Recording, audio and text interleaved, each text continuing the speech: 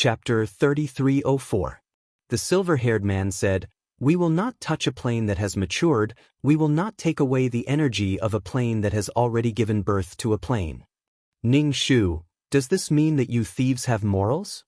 She did not understand why the silver-haired man was telling her this.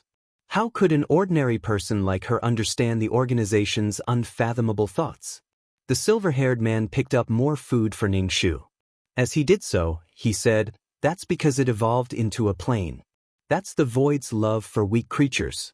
It allows these weak creatures a place to live. That is why we only look for energy bodies that have not given birth to a plane." Ning Shu gave a thumbs up. The organization is truly noble, admirable. The silver-haired man looked at Ning Shu. However, what is the purpose of these bugs' existence? Since it is a gift from the void, why are there bugs born? The bug's purpose is to give birth to this kind of blessing. If the bug is not found, it can naturally live a bit longer, but if it is found, it is the end. Ning Shu immediately said, "In that case, our sea of law has also reached the end. Since it is going to be destroyed anyway, what is the use of doing so much? There is a problem, but it can be solved. You know you will die. A person's life is not long. You will die sooner or later. Don't tell me you don't go to the hospital when you are sick, since you are going to die anyway. What is the point of looking for an illness?" The silver-haired man said indifferently. Ning Shu held his chin and used his chopsticks to pick at the food on the plate and said, "I only have one thing I don't understand. Since all the creatures in the plane are just passing clouds to you, why do you keep protecting them?" He felt that there were many contradictions. The silver-haired man said, "Protecting these planes is protecting the sea of law. Since the sea of law has given birth to these living worlds, then we will nurture the creatures in the living worlds to protect the sea of law. It could be considered a mutual benefit. Using these people to consume the bugs, although these people were strong, but facing the overwhelming number of bugs, it would be difficult for two hands to fight four fists. Although the creatures in these living worlds were not strong, but if they were nurtured, they could be used to consume the bug's power."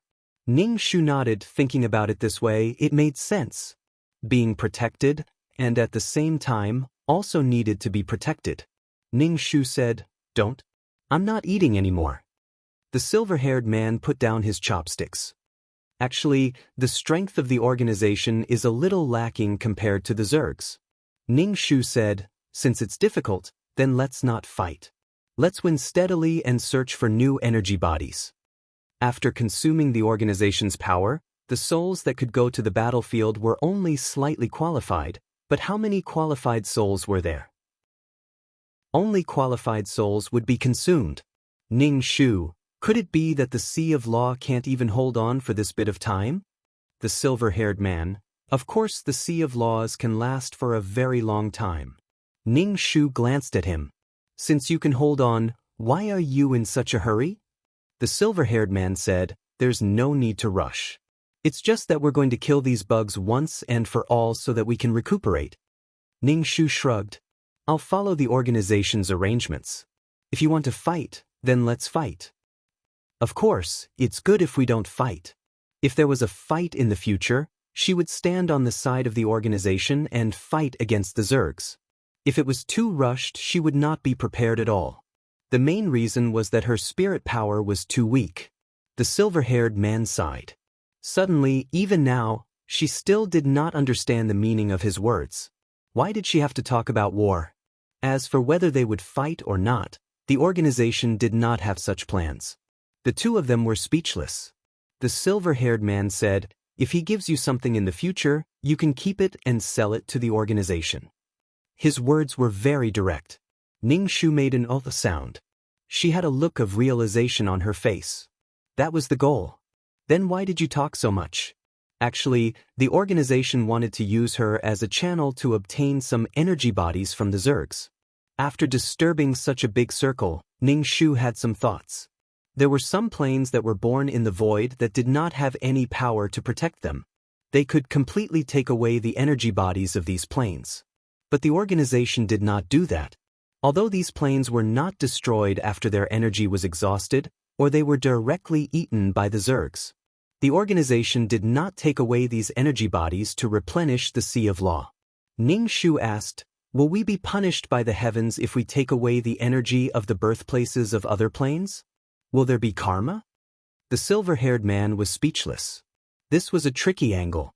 The silver-haired man said, "There is no such thing as a cycle of the heavens in the void." Ning Shu had a look of surprise. There are no restrictions, and you guys are actually doing this.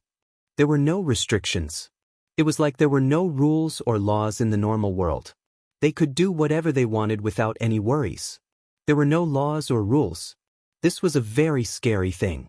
There was no price to pay for killing and arson. They could do whatever they wanted.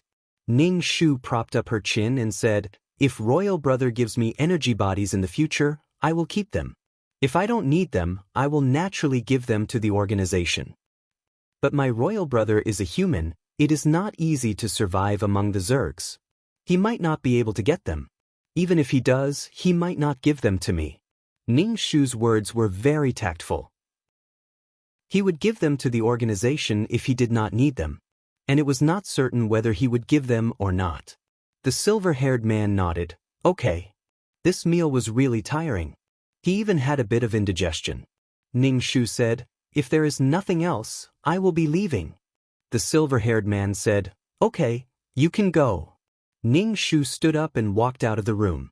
When he reached the door, he turned to the silver-haired man and asked, "What is the reason for the organization to attack the Zergs instead of taking away the energy of other planes?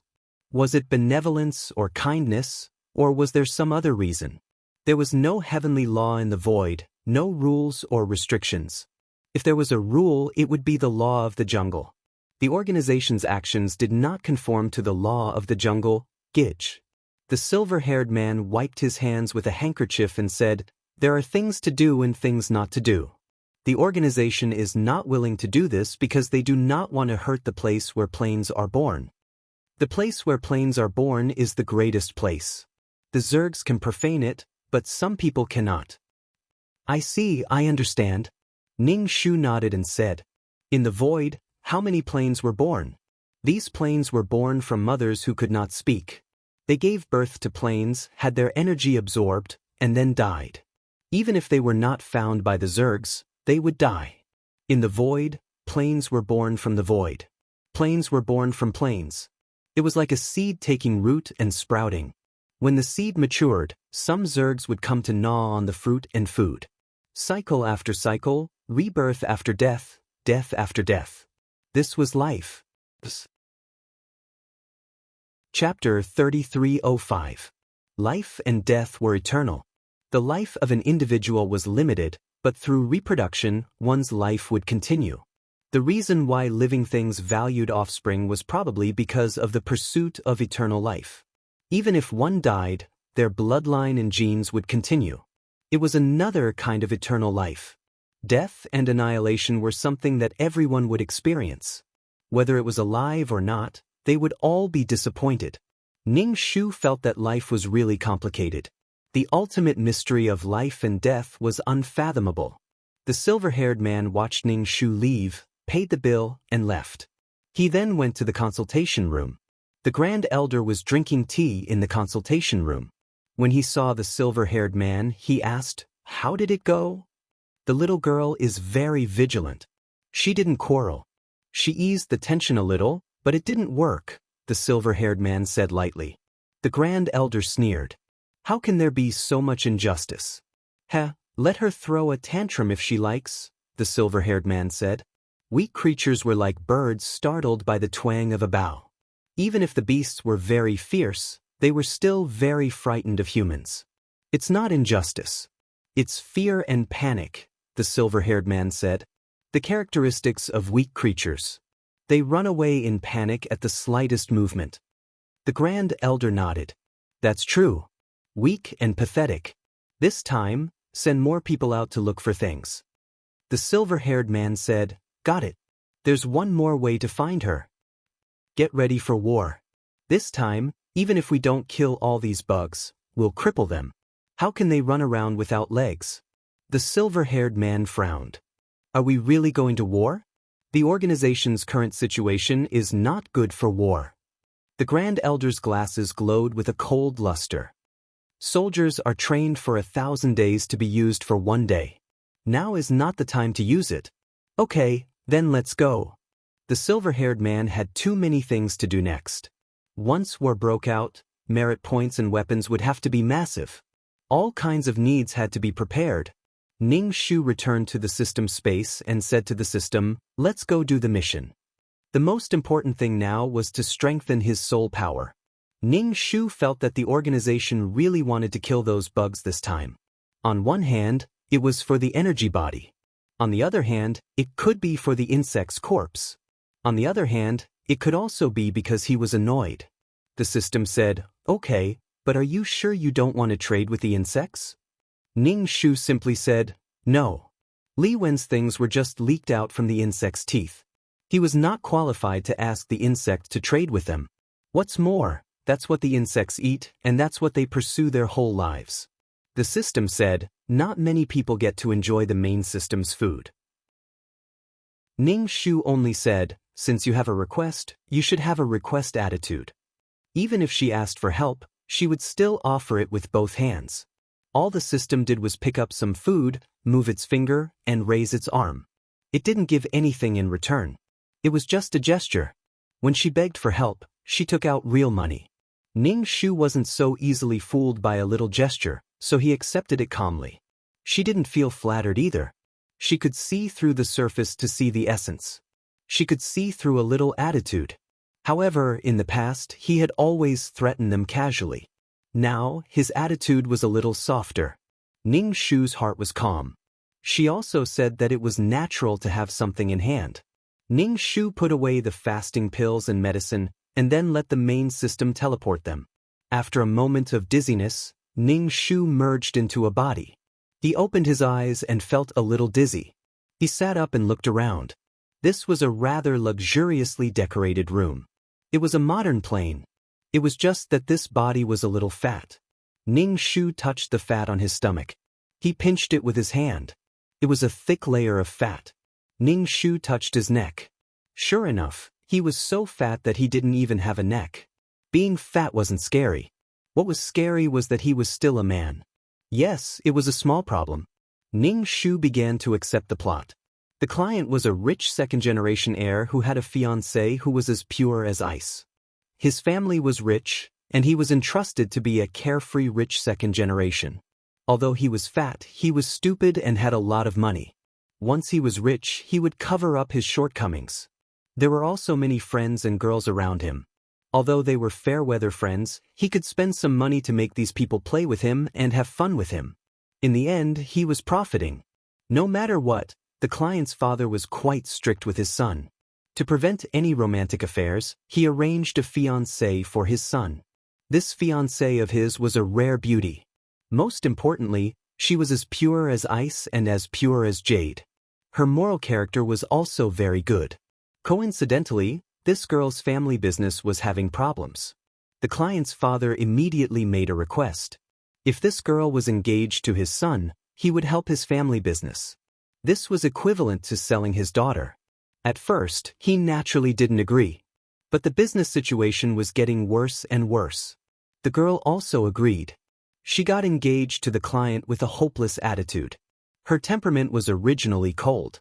Now it was as cold as ice. She was a famous ice beauty. The client liked this fiancée. She was pretty, so he sent her some trinkets. But for some reason, the girl just threw the trinkets to the side and didn't even look at them. With the help of the Zhang family, the Li family's business also improved. But in the upper-class society, Li Guqiu was Zhang Tianbao's fiancée. Many people sighed that a fresh flower was inserted in cow dung. What a pity! Although there were men who missed Li Guqiu, with the Zhang family's golden name, Li Guqiu was a member of the Zhang family. Although they were engaged, the wedding was delayed for a long time. Zhang Tianbao missed this fiancé. Li Guqiu said to delay the wedding, so it was delayed. Unfortunately, in the eyes of Zhang Li and Li Guqiu, Zhang Tianbao was not only wretched, but also ambitious. He relied completely on his family's wealth. If a woman married such a man, she would have no hope in her life. No one wanted to be told that their man was a good-for-nothing, an ugly man, and a man with a bad character. A man's glory was a woman's talk and pride. What was there to talk about Zhang Tianbao? Even if they talked about him, they would talk about how he was unreliable and useless. In the future, the Zhang family would definitely decline in Zhang Tianbao's hands. Before she married into the family, Li Guqiu was laughed at and pitted by people. Or ridiculed. Even if she was good-looking, she could only be with a good-for-nothing in this life. Li Guqiu didn't like to go out more and more. Usually, she only contacted 1 or 2 girlfriends. Chapter 3306. At other times, Li Guqiu stays at home. When Zhang Tianbao comes to Li Guqiu finds various reasons not to see him. In fact, it's obvious that Zhang Tianbao is a cannon fodder fiancé. The world this time is about a world of fortune-tellers. Dignitaries and some rich businessmen like to find fortune-tellers to make some geomancy changes, move ancestral graves to protect their descendants, and be rich and noble. Or use fortune-tellers to harm people and set up a raise or something. Capable people were honored guests of high officials, nobles, and wealthy merchants. They are very respected, and the money is very fast. Dignitaries can make a lot of money at will. A mountain country boy set out from the village, came to the luxurious imperial capital, and began to stir up the feng shui world in the imperial capital. The country boy's master is a powerful fortune-teller. Because of some things, he left the feng shui world, but he adopted an orphan and passed on his mantle to his disciple. When the time is right, let his disciple come to the deep water of the imperial capital to make a try. The imperial capital is shrouded in purple qi, and there are many fortune-tellers. Even if the Zhang family also has a good relationship with fortune-tellers, people like fortune-tellers can't be offended. If they do something to your family's grave, their luck will stop abruptly. People like fortune-tellers explore the aura. Their means are used to disturb the aura or smooth out some bad aura. It can be used to harm people or save people. The mountain boy came to a place where wealth was everywhere. Of course, he had to get to know some rich people and make some friends. In short, after a lot of coquettish operations, the mountain boy has a little reputation. Of course, there are all kinds of face slaps. Li Guqiu's best friend Pei Meng met Jin Yang. Jin Yang is a fortune-teller. He has the ability to foresee danger by looking at geomancy. Jin Yang looked at Pei Meng's face and knew that she had a section, so he gave her a talisman and asked her to keep it close and avoid a car accident. Since then, Pei Meng has become a little fan of Jin Yang. She talks about Jin Yang in front of Li Guqiu every day and says that her little life is Jin Yang's. After talking for a long time, Li Guqiu also felt a little interesting. Pei Meng said to Li Guqiu, "Why don't you ask Jin Yang to do something about your family's feng shui? If your family is rich or your business is better than the Zhang family's, you won't have to marry that bastard Zhang Tianbao." Li Guqiu frowned. Her eyebrows were as dark as jade, and when she frowned, she also had the appearance of a peerless beauty. This made Pei Meng especially unwilling to accept this. How could the heavens' favored daughter be matched with such a second-generation heir? He was also under the control of others. His family's business still depended on the Zhang family. Li Guqiu had always felt that such a method was unorthodox. If this could be done, then everyone would not have to do anything. They could just clean up their ancestral tombs. However, he couldn't win against Pei Meng, so he went to meet her. Li Guqiu was beautiful and had a melancholy temperament. She was cold and melancholy, making people want to protect her. Jin Yang was a man, so he naturally wanted to flirt with a beautiful woman. However, Li Guqiu rejected him at the beginning, saying that she already had a fiancé. Jin Yang felt that it was a pity. But with Pei Meng by his side, Pei Meng told him everything about Li Guqiu's fiancé like frying beans. Therefore, Jin Yang felt more pity for Li Guqiu after learning about it. He heard that Li Guqiu wanted to change the feng shui of her family, so he accepted a yuan and did it for her. As a man, it was his duty to save a beautiful woman from trouble. Luck was something that couldn't be seen or touched, but it was real. One's aura could affect one's health, fortune, and so on. Jin Yang changed the feng shui of the Li family's family. For the sake of the beautiful woman, Jin Yang made great efforts. In addition, Jin Yang also treated Master Li's illness. A physiognomist could practice cultivation, but drawing talismans and so on needed magical power. Injecting magical power into a person's body could make them feel much better. Master Li was very satisfied with Jin Yang, so he invited Jin Yang to visit him when he was free. There was a beautiful woman in the Li family, so he had to visit her even if it was for the sake of his eyes. Gradually, Jin Yang's reputation in the capital became more and more famous. Many people doubted him, but Jin Yang proved them with his strength. He slapped many people in the face and his reputation rose. Many people tried to recruit Jin Yang, but he refused them all. However, he had always been close to the Li family. The Zhang family also began to recruit Jin Yang. It would be best if they could recruit such a capable man. Even if they couldn't, they still wanted to maintain a good relationship with him. If a physiognomist wanted to trick someone, ordinary people couldn't find out at all. Master Zhang thought that his son was good at making friends, so he asked him to contact the physiognomist. A physiognomist wasn't enough to make the whole Zhang family welcome him warmly. Zhang Tianbao and Jin Yang didn't have a good first meeting. Jin Yang used some mysterious means to tease Zhang Tianbao, then he despised Zhang Tianbao, who was a loser, for marrying Li Guqiu. He should take a piss and take a good look at himself. How could he be happy with a loser like Li Guqiu? Zhang Tianbao suddenly knew that another man was thinking about his fiancée. Zhang Tianbao knew that many men were thinking about his fiancée. She mocked and ridiculed him, but she was envious and jealous of him. Those men who said bad things about Li Guqiu behind her back, Zhang Tianbao beat them up. This country boy looked like he was fighting for Li Guqiu, which immediately annoyed Zhang Tianbao. Naturally, the grudge was formed. He also asked him to break off the engagement with Li Guqiu. How could he do that? Li Guqiu was his fiancée. If he had bad intentions towards his fiancée, he wouldn't break off the engagement. Master Zhang heard about it. He was angry that his son offended a physiognomist, but he was also very angry when he heard about it. A physiognomist thought too highly of himself. The Zhang family had a lot of money. As long as they gave more money, there would be physiognomists coming to the Zhang family. Even if Jin Yang did something to the Zhang family, there would be other physiognomists helping him. Zhang Tianbao felt a strong sense of crisis. He wanted to marry Li Guqiu. They had been engaged for so many years, but they didn't get married. Zhang Tianbao also knew that Li Guqiu didn't want to marry him, so it dragged on for so long. Now, it couldn't drag on anymore. Unsurprisingly, Li Guqiu didn't want to, so the Li family dragged on. The Zhang family was also angry. After helping the Li family, they let the two of them get married. The engagement was just the sincerity of the contract. The Zhang family gave a deadline. They had to get married within 3 months. Li Guqiu thought that this day had finally come. She was really going to marry a person she hated and didn't love. She asked Zhang Tianbao to let her go. She said that she didn't love him. The fat on Zhang Tianbao's face trembled. He roared directly. Since you didn't want to, then you shouldn't have agreed before. After dragging on for so long, you said that you didn't want to. Psst.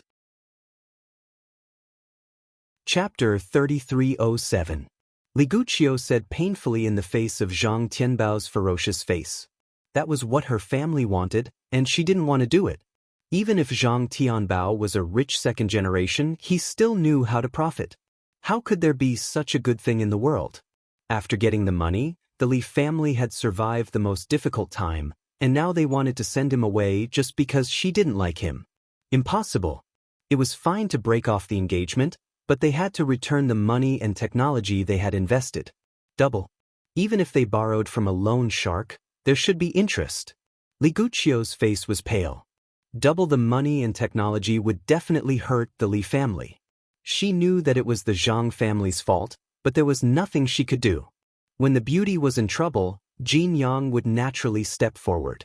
First, he checked all the feng shui of the Li family. He found that there was something wrong with the Li family's ancestral grave, so he found a place with good feng shui and moved the ancestral grave. Then, he used his connections to inject new funds into the Li family.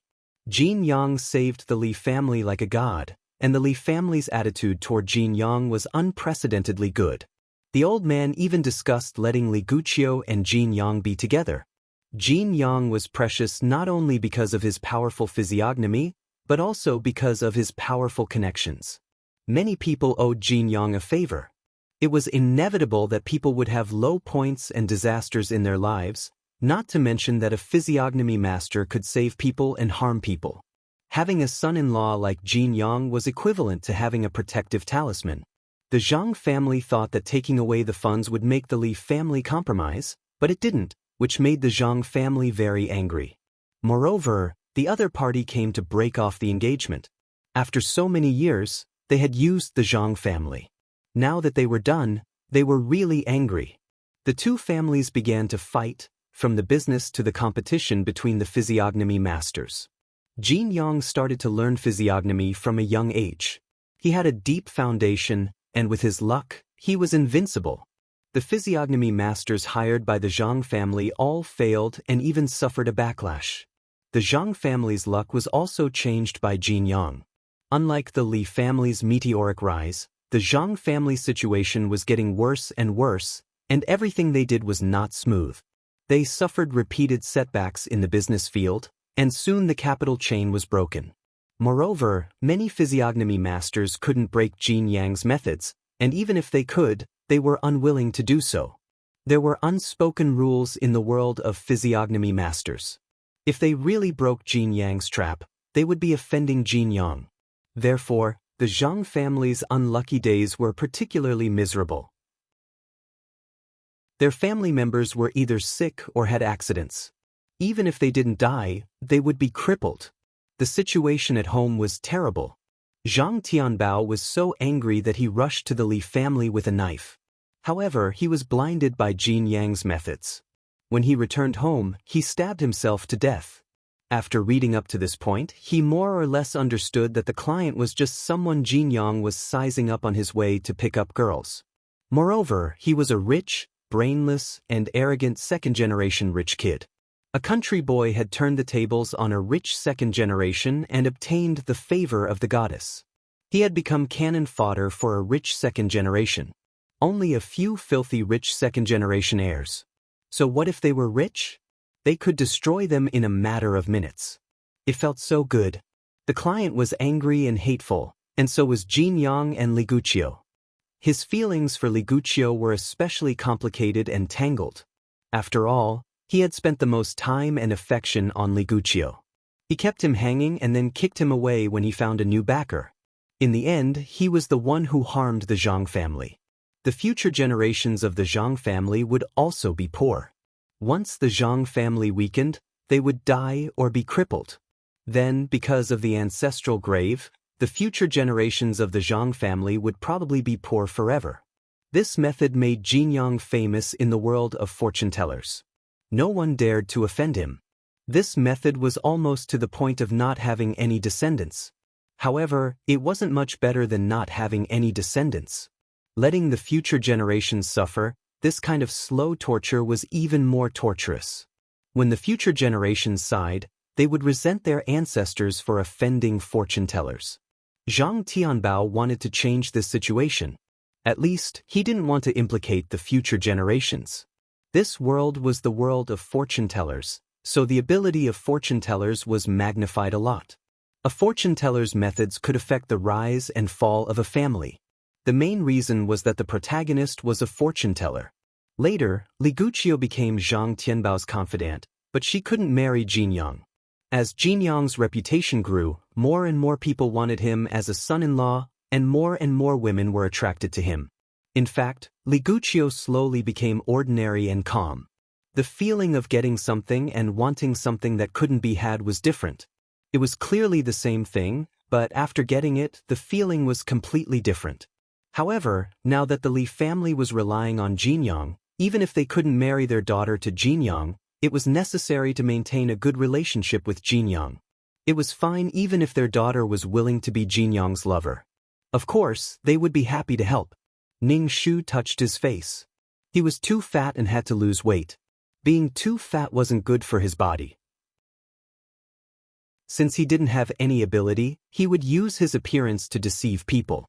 Zhang Tianbao didn't have any ability and didn't have a good appearance. If he had a slightly better appearance, Li Guqiu wouldn't have rejected him so much. When buying things, one had to look at the packaging. Ning Shu climbed up from the bed and looked in the mirror. He pinched his face and stomach. It was indeed a look that made people want to return the goods. From now on, he would start working out. It was important to have a good appearance. His current appearance was quite wretched. He looked like a pig at a glance. There was some spiritual energy in this world that could allow fortune-tellers to cultivate. In the later stages, Jin Yang was especially powerful. He was just short of breaking through the plane and ascending. Ning Shu began to absorb spiritual energy to cultivate peerless martial arts, but the spiritual energy wasn't very rich. Jin Yang's 5 elements, 8 trigrams, and feng shui attainments were very high. Ning Shu didn't know if his methods were good enough.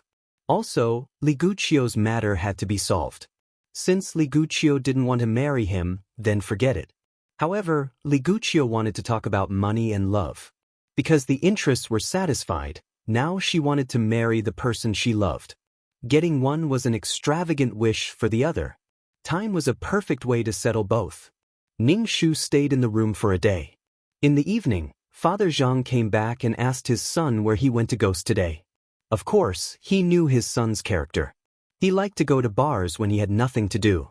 However, if he dared to do something inexplicable, he would break his legs. The servants said that the young master stayed in the room for a day and didn't come out to eat. They didn't know if something had happened. Father Zhang was a little surprised. He suddenly didn't go out to fool around with those bad friends for a day. He was a little used to it. Father Zhang walked into the room and saw his son lying on the bed. He walked over and asked, "Tianbao, what's wrong?" Zhang Tianbao didn't have a mother. His mother had died long ago. He was busy with business. This child was almost raised freely. Therefore, as long as he didn't do anything out of line, Father Zhang would listen to him. Chapter 3308. He wanted to find a good wife for Zhang Tianbao, so he chose the girl from the Li family. The girl from the Li family was beautiful, and there were no rumors about her. She was a good girl. To be honest, the girl was more than enough for Zhang Tianbao. It was Zhang Tianbao who was not good enough for her. Although Zhang Tianbao was his son, Zhang Tianbao could not find any outstanding aspects of his son. If he had to choose one, it would be that Zhang Tianbao was better at eating, drinking, and playing than ordinary people. Zhang Tianbao pushed Ning Shu roughly. He probably thought that Ning Shu was so fat that he could not wake him up if he did not use some strength.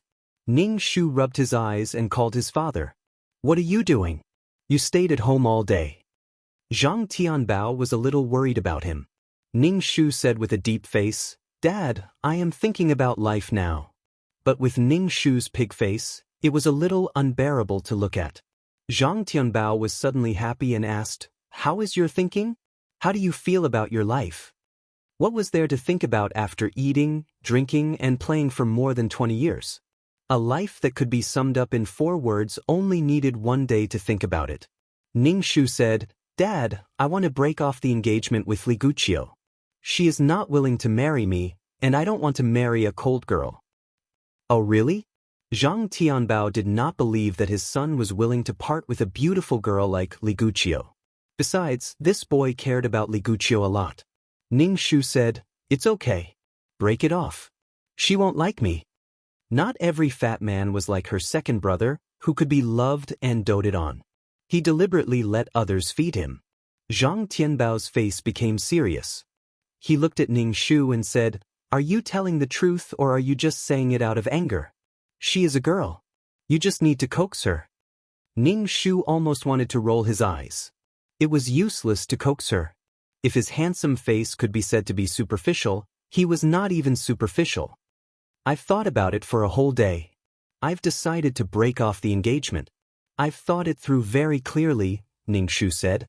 "It's better to leave early." Ning Shu felt that he was a good person. If he broke off the engagement, he could help Li Guqiu and Jin Yang. If Li Guqiu was willing to follow Jin Yang without a proper title, then it was true love.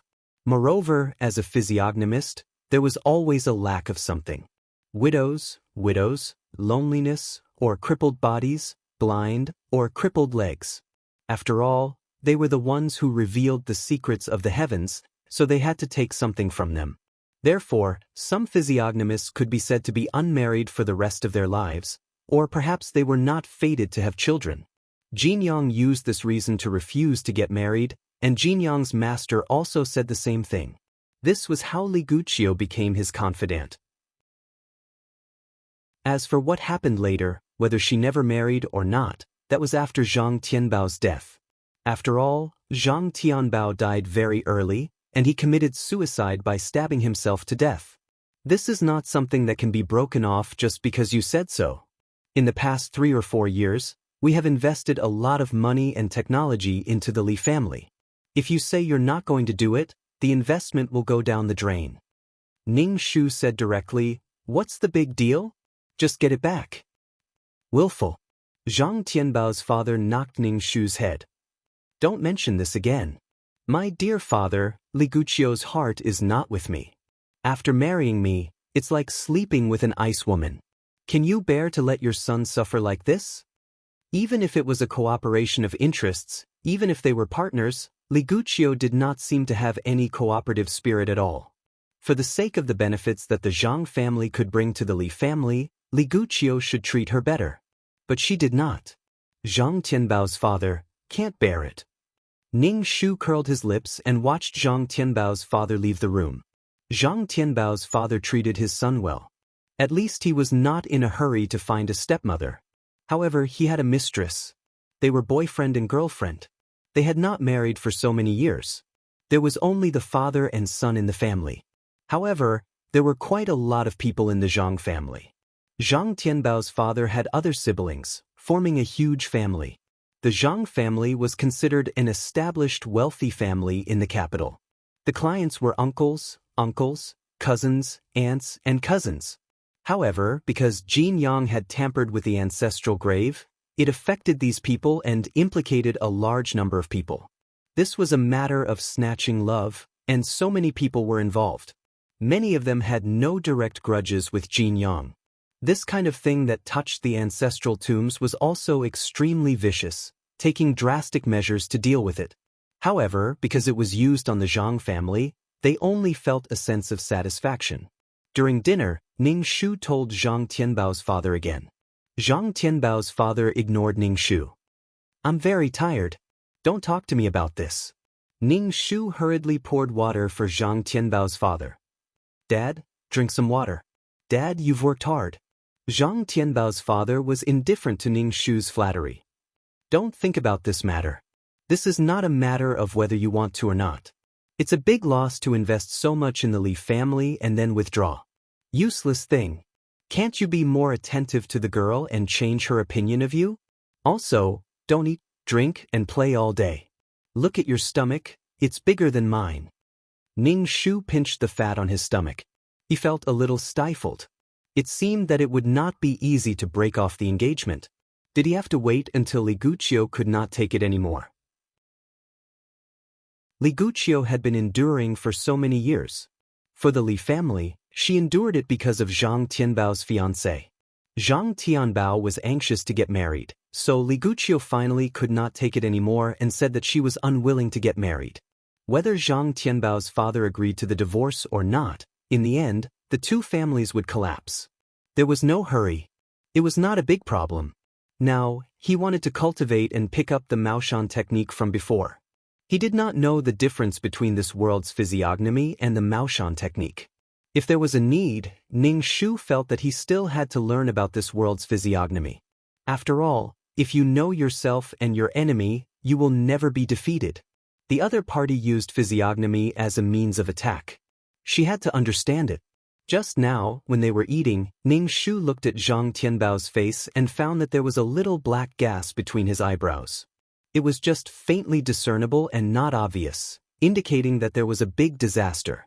In the plot, Zhang Tianbao's father was injured in a car accident. That was why Zhang Tianbao was so angry that he wanted to kill the Li family. Anger, grievance, and resentment filled Zhang Tianbao's heart. He could not think calmly and think about perishing together with Jin Yang and the Li family. She naturally had a way to make Li Guqiu say that she did not want to get married. After that, Ning Shu went to the gym every day. She felt that the gym was too noisy, so she found a fitness coach to come home to teach her. This was the advantage of being rich. Everything could be done smoothly and easily. Therefore, Zhang Tianbao, who was usually playful, suddenly disappeared. Chapter 3309. Zhang Tianbao was nowhere to be seen in bars, racing arenas, and all kinds of high-end places.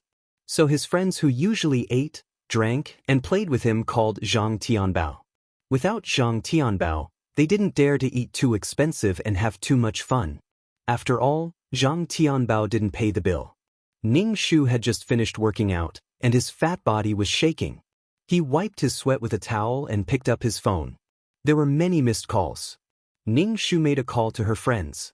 Ning Shu said, "I'm going to marry your sister-in-law. In order to look better, I've decided to lose weight at home. I won't come out for a while. You guys can have fun by yourselves." "Brother, are you really going to get married?" Did Li Guqiu agree? Ning Shu. Of course. She didn't agree. She spread the news. Li Guqiu would definitely panic. She would definitely come to her to talk about breaking off the engagement. Moreover, Jin Yang had probably just arrived in the capital and hadn't established herself yet. Now that she said she was going to get married, Li Guqiu would definitely be caught off guard. Now the Li family still needed the support of the Zhang family, and Li Guqiu was unwilling to marry her. Since she didn't want to get married and had to delay it, Li Guqiu was probably very tired. "When the time comes, I'll invite everyone to the wedding banquet. There will be enough wine," Ning Shu said generously. These friends immediately began to congratulate Ning Shu. They said that he would get the beauty back and have a baby soon. Ning Shu listened to these words in one ear and out the other. When these people were rich, they would compliment you and play with you. But when they were down, they would be the first to rush out to hit you when you were down. They probably wanted to vent the anger they had suffered from Zhang Tianbao. Ning Shu hung up the phone and then started to work out. He was too fat. Why did he feel that losing weight was so familiar? Whenever the client was a plate, Ning Shu wanted to lose weight immediately. After all, image was really important. Without a stereotypical beauty, there wouldn't be an interesting soul. The news that Ning Shu was going to marry Li Guqiu spread. In fact, many people were jealous of Ning Shu. He didn't have any ability at all, and he actually married the goddess in their hearts. It was such a waste of their goddess. This news spread very quickly and soon reached Li Guqiu's ears. Li Guqiu was dumbfounded. She looked at her best friend in a daze and panicked. Although she knew that this day would come sooner or later, when it really came, it was really despairing. After marrying a rich playboy like Zhang Tianbao, what other purpose did she have in life other than eating, drinking, and playing? Seeing that Li Guqiu was not speaking, Pei Meng could not help but say anxiously, "Guqiu, you have to think carefully. Do you really want to marry such a person? Your life will be ruined, do you know that?" The Zhang family acted first and reported later. They let everyone know that you were going to get married. You were forced to marry that trash, Zhang Tianbao. Pei Meng looked at her best friend's beautiful face and felt that it was not worth it. Li Guqiu was good at everything, but she was implicated by her family. The Li family used Li Guqiu to get benefits from the Zhang family. Li Guqiu was in pain and at a loss. But what can I do? The Li family needed the Zhang family, but she was not willing to marry Zhang Tianbao. Pei Meng thought for a moment and said, "Guqiu, why don't you find a master to help you? I was in a car accident before, but because the master gave me something, the car was deformed. I only scratched the skin a little." Li Guqiu shook her head. Instead of looking for these charlatans, it was better to look for Zhang Tianbao directly. Li Guqiu asked Pei Meng to accompany her to talk to Zhang Tianbao. Pei Meng followed Li Guqiu to the Zhang family's villa. The two sat in the living room and waited for Zhang Tianbao. Pei Meng sat on the sofa and looked dissatisfied. What is Zhang Tianbao doing? Why hasn't he appeared yet? He made us wait for so long. Li Guqiu clenched her fists and her palms were full of sweat. She just said, "Wait patiently." Ning Shu took a shower, changed his clothes and went downstairs. Seeing the two beautiful girls in the living room, his eyes suddenly lit up. What a beautiful girl! Beautiful things were so pleasing to the eye. Pei Meng snorted coldly and turned her head to the side. She was very dissatisfied with Ning Shu's lecherous eyes. In front of his fiancée, he was actually looking at another girl lustfully. And this girl was his fiancée's best friend. He was simply a beast, a scum among scums. Ning Shu sat down. He wanted to cross his legs, but his legs were too thick. It was unsightly to cross them. If it were a pair of long legs, crossing them would certainly be pleasing to the eye.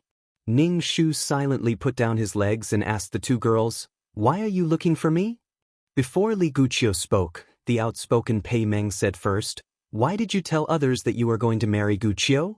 Ning Shu said indifferently, "What's wrong with that? We're already engaged. What's wrong with getting married?" "Of course not. You didn't discuss it with Guqiu and unilaterally announced your marriage. What do you think of Guqiu?" Ning Shu said, "If she doesn't want to get married, just say so. She didn't say anything, so I thought she wanted to get married.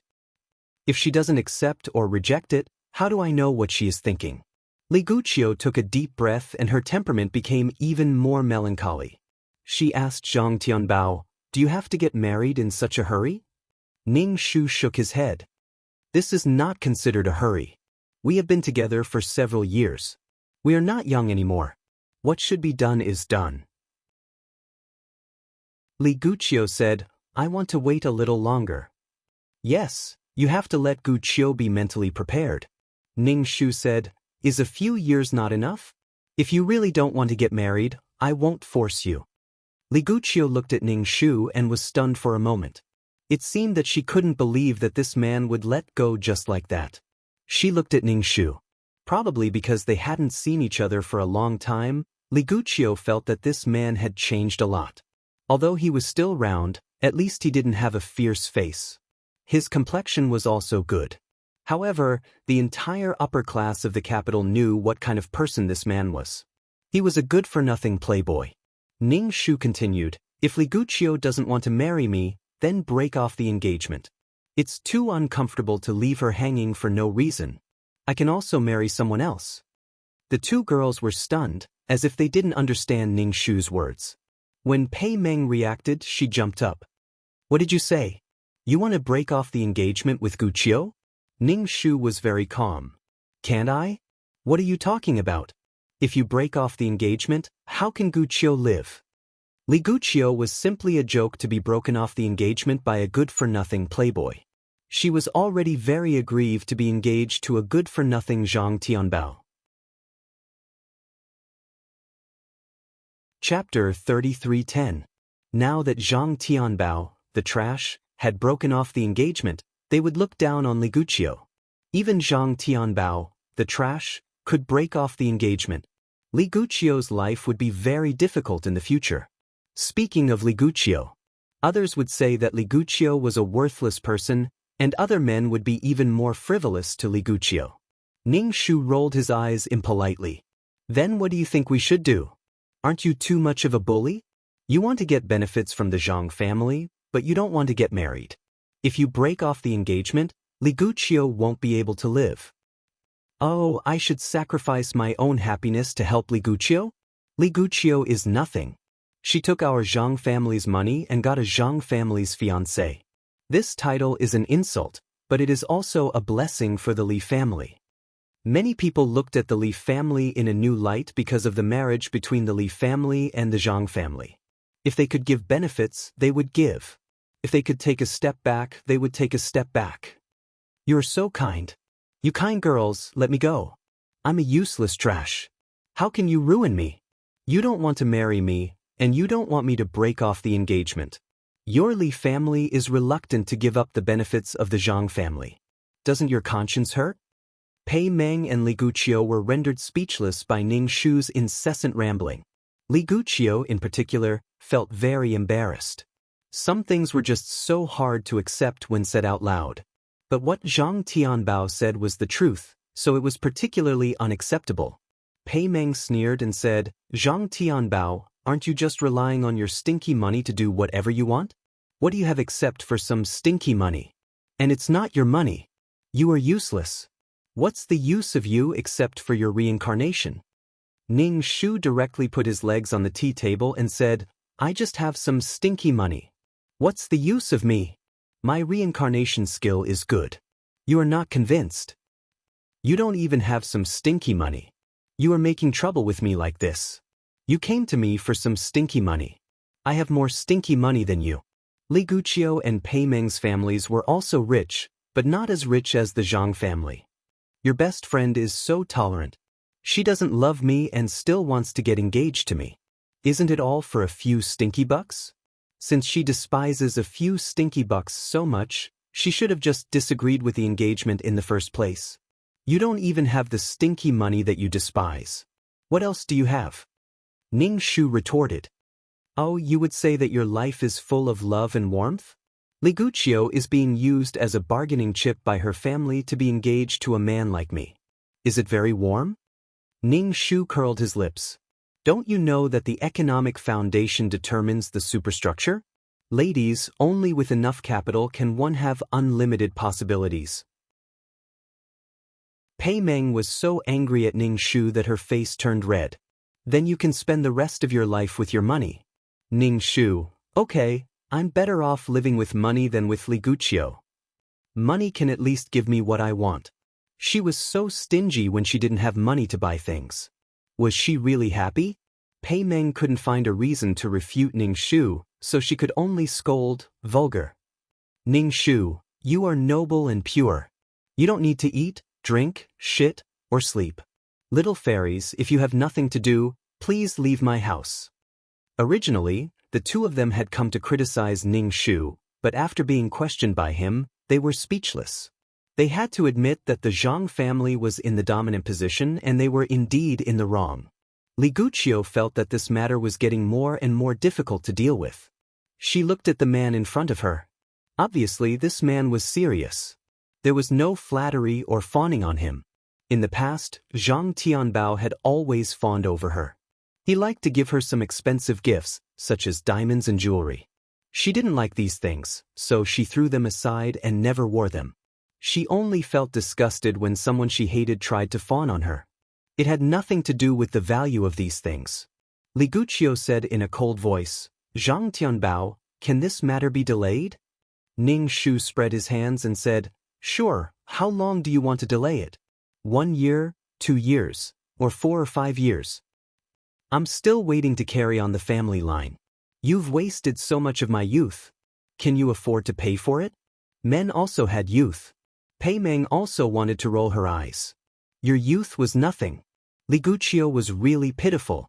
After becoming Zhang Tianbao's fiancée, she couldn't fall in love and didn't enjoy the nourishment of love.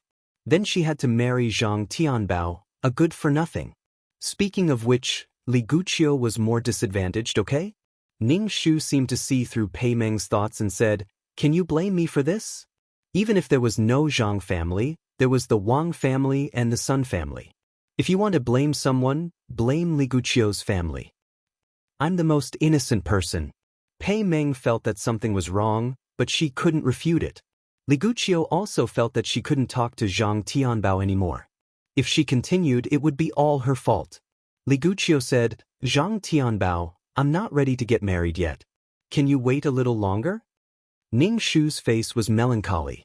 He raised his big flat face and said, how long do you have to wait? 3 years and 3 years. How many years are there?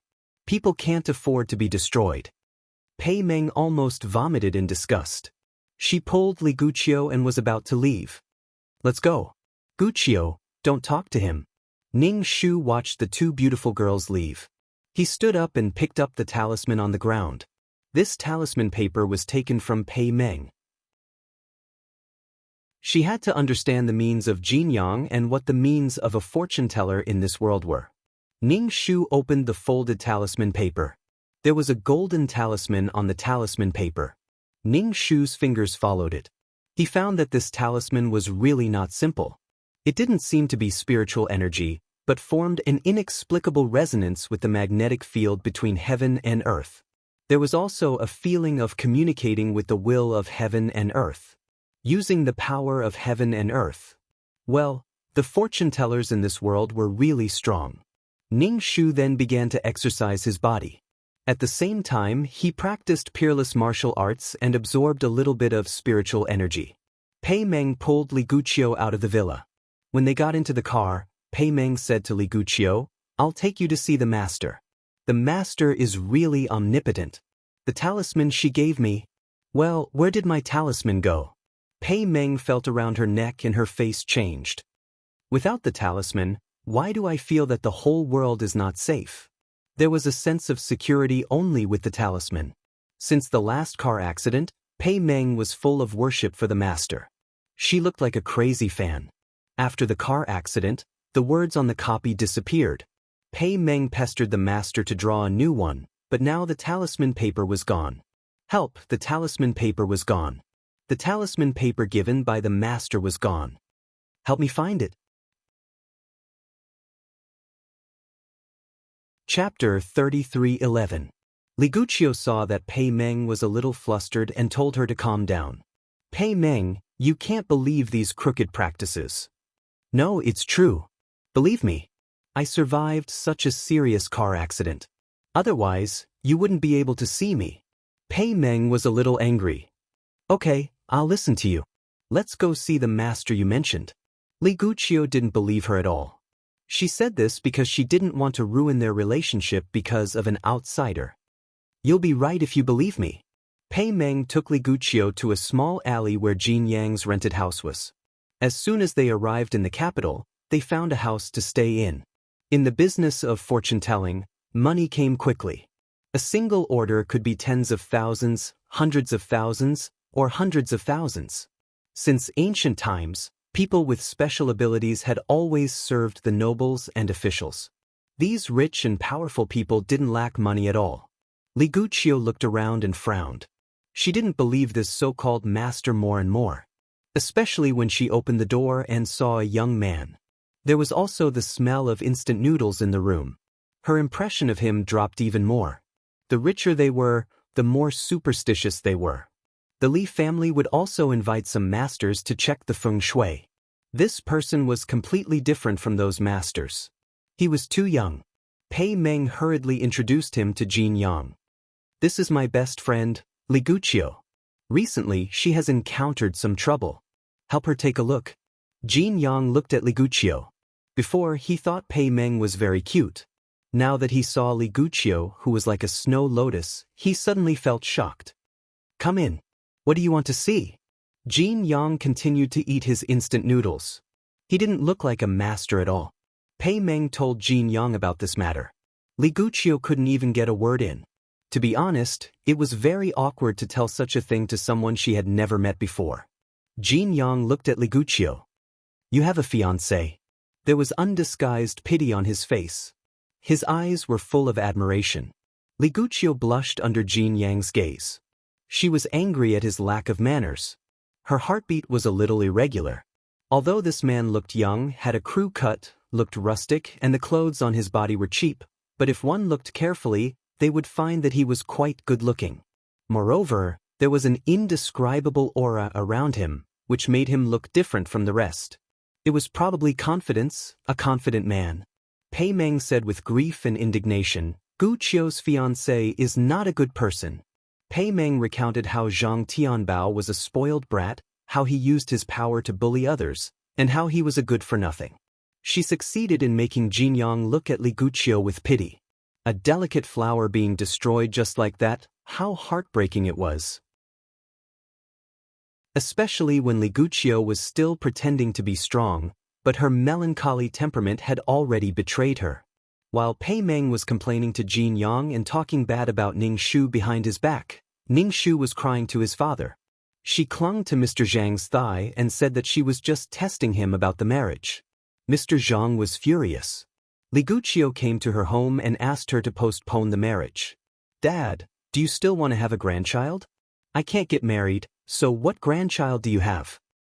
"They're just trying to keep our family in suspense. Why do they still think that our family owes the Li family? Back then, when we were negotiating, the Li family didn't agree. Why does it seem like our Zhang family coerced the Li family? Dad, don't cry. How old are you? Don't you feel ashamed? Mr. Zhang was also angry, but when he saw Ning Shu's unmotivated look, he became even angrier. He was controlled by a girl. The Li family is taking advantage of you because you're useless. If you're successful, those girls will swarm to you. I'll work hard. Li Guqiu is just relying on the fact that I like her. Now that I don't like her anymore, she's nothing. Ning Shu wiped her snot and tears. Dad, I've been bullied. The Li family doesn't want to marry me, but they also don't want to break off the engagement. It's very humiliating to be broken off by someone like me. Mr. Zhang kicked Ning Shu. Get out. I'll deal with this matter. Thank you, Dad. Ning Shu quickly got out of the way and turned back to Mr. Zhang. Dad, can you hire a physiognomist? Mr. Zhang asked casually, why do you need a physiognomist? A physiognomist was needed for demolition, marriage, and so on to pray for blessings and exorcism. Of course, he wanted to understand the physiognomy of this world. But generally speaking, physiognomists had their own sects and all kinds of methods were used to save their lives. It was a secret. Generally, the physiognomists wouldn't give it to others. Unless it was a master and disciple. Could it be that he had to worship a master in this world? Ning Shu said, I want to learn the physiognomy. What's the point of learning these things? Learn how to manage a company. Mr. Zhang said. It was strange. These rich and powerful people respected these capable people. But strictly speaking, these people were low-class people and wouldn't learn. Ning Shu said, I'm suddenly interested in this kind of thing. I feel it's very mysterious. I want to learn. Dad, help me find a master. In the future, I won't go out to eat, drink, and play. I'll learn the physiognomy from the master. When old man Zhang heard this, he thought for a while. Instead of letting this wastrel waste his money on his friends, he might as well hire a physiognomist to help him. He had to go out and play. Then he thought of something. He shook his head and said, You can't learn it. If you learn it, you will lose something. Love, family, or disability. In fact, ordinary people wouldn't be willing to do it unless they had no other choice. Of course, there were people who pursued the high realm of physiognomy. If this brat learned the physiognomy, it would be his family that would be in trouble. If he was destined to be alone, his family would be in trouble. Ning Shu was speechless. I won't learn it. I just want to understand it. I won't reveal the secrets of heaven. Nothing will happen. Don't worry, Ning Shu said to Mr. Zhang. Can you find a physiognomist to tell me about the physiognomy world? First of all, she had to understand the power system of this world. She was afraid that she would use the Maoshan technique. If the opponent's power system was different, it would be like fighting air. It would be useless. Mr. Zhang looked at Ning Shu suspiciously. Why do you suddenly want to know about these things? Ning Shu said, Because I want to know. I'm a little curious. I met a fortune teller who was quite accurate. He said that Li Guqiu and I were not fated. Even if we were, it would be an ill-fated relationship. And he told me everything that happened to me since I was a child. It's amazing. Ning Shu looked as if he had never seen the world. Chapter 33:12. Old man Zhang knew that his son had met a real physiognomist and not a swindler. Some powerful physiognomists could tell what a person had gone through just by looking at their face. This kid must not have gone through any more magical means. Those powerful physiognomists were still called immortals. Moreover, there were many hidden families among the physiognomist families. Old man Zhang said, If you meet such people, it's best not to offend them. It's easy to bring trouble to the family. Some physiognomists had evil intentions. If someone offended them unintentionally, they would use some means to kill the person. Physiognomists had 100 ways to kill the person without being able to find out. Ning Shu nodded obediently. Dad, don't worry. I won't offend any physiognomists. What if something happens? Of course, old man Zhang understood Ning Shu's meaning. Be careful. Don't offend some strange people. There are all kinds of people in the capital. Don't bully others. In ancient times, a brick could hit a third-rank official in the capital. It was the same now. Maybe he saw an ordinary old man practicing Tai Chi in the garden.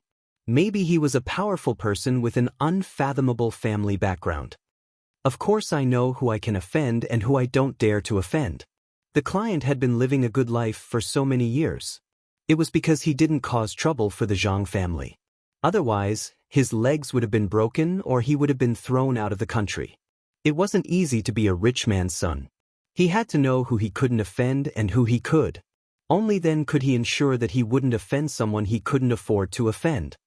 Dad! Ning Shu shouted. Can you help me find one? It can't be too powerful. Can you give me something or tell me something about the world of physiognomists? The client wasn't a physiognomist and didn't know much about the physiognomist community. But now Ning Shu needed to know more. I know. I'll help you find one. Oh right, I've thought about the Li family. If you really don't want to marry Li Guqiu, I'll arrange a new wife for you. Ning Shu, let's talk about the wife later. Ning Shu said. Weren't you very anxious? Why aren't you anxious now? I have more important things to do, so let's talk about this later. I've been hurt and I need time to heal. Am I really that bad? You're not bad. You're just very bad. You should learn a little. You're almost 30 years old. You can't be like this for the rest of your life. Ning Shu just nodded. Father Zhang's words went in one ear and out the other. When your son comes back, use these words to teach him a lesson. Old man Zhang acted quickly and soon found a physiognomist with average skills. A powerful physiognomist would never teach his son. Zhang Tianbao's father knew very well what kind of person Zhang Tianbao was. Those fortune tellers would definitely think that he was insulting them. Those who were too weak would not know much about the world of fortune tellers. Therefore, middle-level fortune tellers were the most suitable. This fortune teller was a middle-aged man.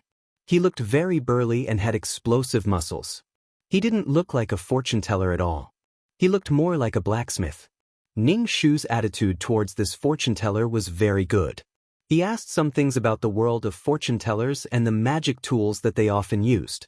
Fortune tellers could also brew magic tools, just like how Buddhists could consecrate and make some Bodhi relics, which could also have a protective effect.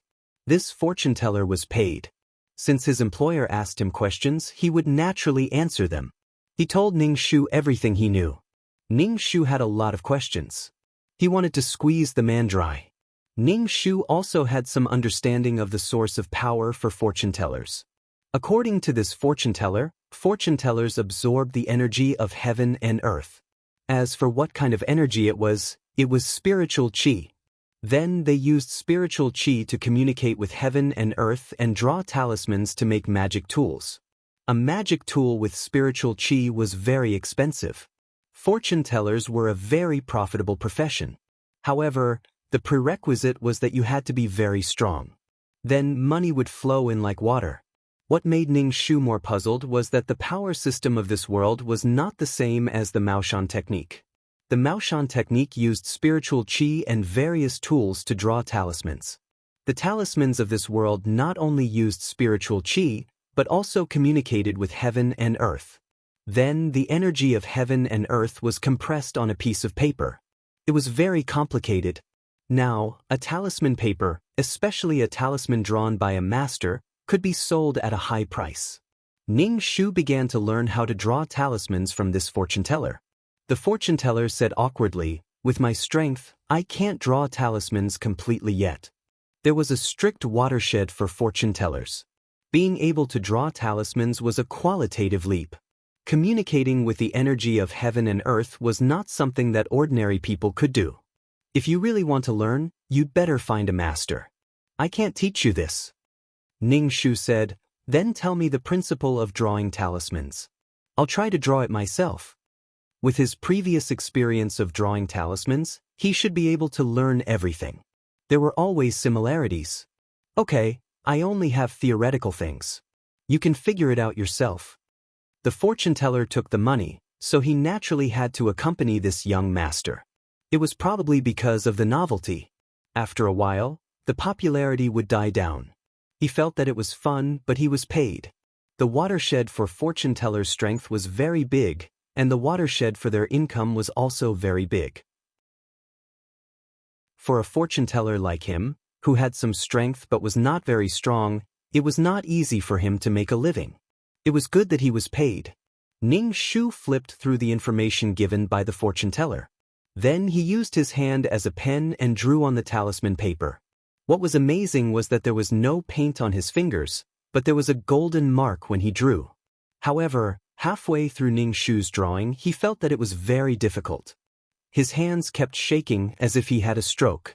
There was some kind of force suppressing his hands, making it impossible for him to continue drawing.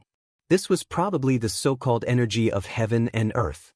The energy was divided into good and bad. The talisman condensed some energy that was beneficial to people and stayed on the body. Then, it would be protected by this invisible energy. However, since it was energy, it would definitely dissipate. In some dangerous situations, this kind of energy would resist the bad energy and eliminate some negative energy. The half-drawn talisman also collapsed, and the golden words that were printed on the duplicated talisman paper disappeared completely. It was really not easy. This kind of compressed energy of heaven and earth for one's own use was very rare in other worlds. The fortune teller's development was very good. He wondered who created it. Other than losing weight, the damn fatty Ning Shu stayed at home to draw talismans. He followed the fortune teller's method of absorbing energy and practiced it repeatedly. Ning Shu's days were very fulfilling, but the Li family was not very happy. Chapter 33:13. The Zhang family wanted to withdraw their investment. They wanted to withdraw the money that they had invested and the interest. Since it was an investment, it should be a profit. They wanted to take back the capital and interest. Although the Li family had survived the crisis, they would still be in a crisis if they were to withdraw a lot of money. Li Guqiu's heart was numb. She watched her father get angry with her. "What are you doing? Why did you let the Zhang family withdraw their investment? Did you anger Zhang Tianbao? Do you know what will happen to the company if the Zhang family withdraws their investment? You live off the family and enjoy the wealth. When it's time to contribute to the family, you can't even do such a small thing. You can't even handle a rich playboy like Zhang Tianbao. What use do you have?" Li Guqiu's father scolded her. Li Guqiu's face was numb. She didn't say a word and just let her father scold her. At this moment, she remembered Zhang Tianbao's words. She suddenly realized that she had no economic foundation and no stinky money. She had to break her bones for stinky money. She didn't have a warm family and life. For a few stinky money, her father was scolding her because of that stinky money. People were born without financial freedom. What kind of freedom was there to talk about? If the Li family had money, she would have money too. Her father wouldn't have arranged her life. There were many things in life. She had money, talent, and ability. But she had nothing.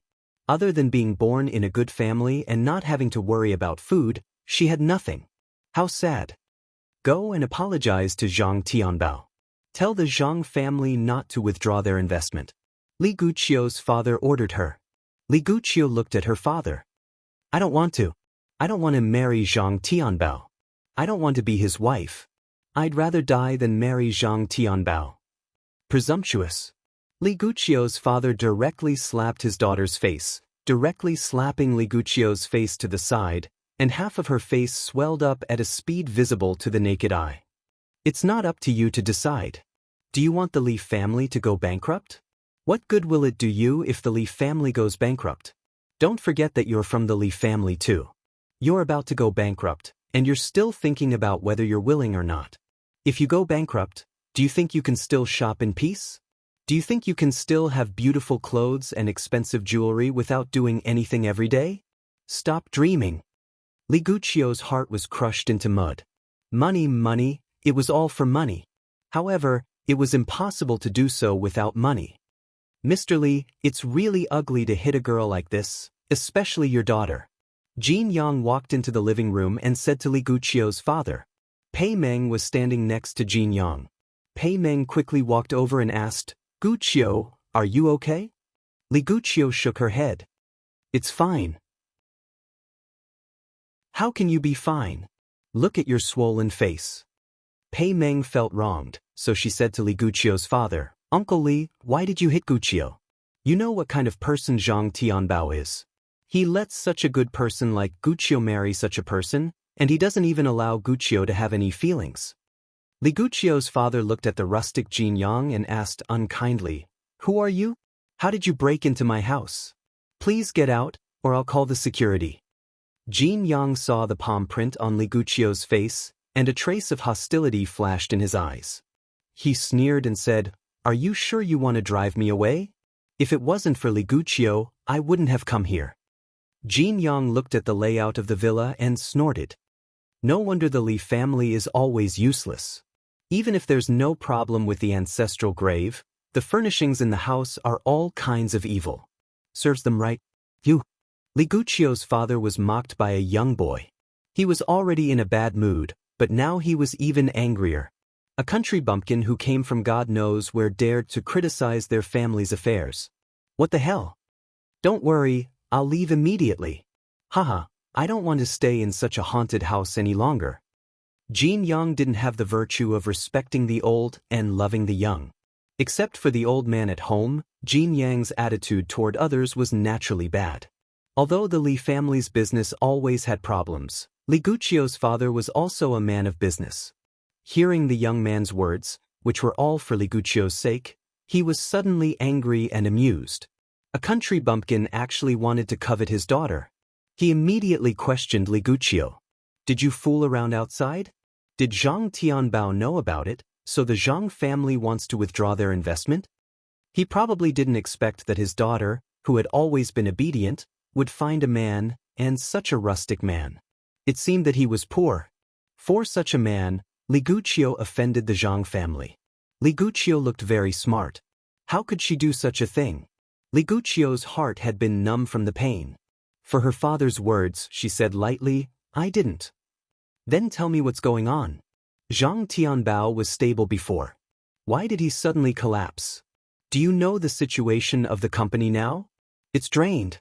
How did I give birth to such a rebellious daughter? Li Guqiu's father raised his hand to hit her, but Jin Yang grabbed his wrist. Jin Yang looked at him coldly. "What's the point of hitting a woman's man? If you weren't Guqiu's father, I would kill you." "You?" Jin Yang's face was cold. He took out the talisman. The talisman flew toward Li Guqiu's father out of thin air and directly penetrated his body. Before he could react, he felt that something invisible was strangling his neck, making him unable to breathe. Li Guqiu's father rolled on the ground with a painful expression. His hands desperately scratched his neck, and there were streaks of blood on his neck. He was scratched out by himself. His face was flushed, and even his tongue was sticking out.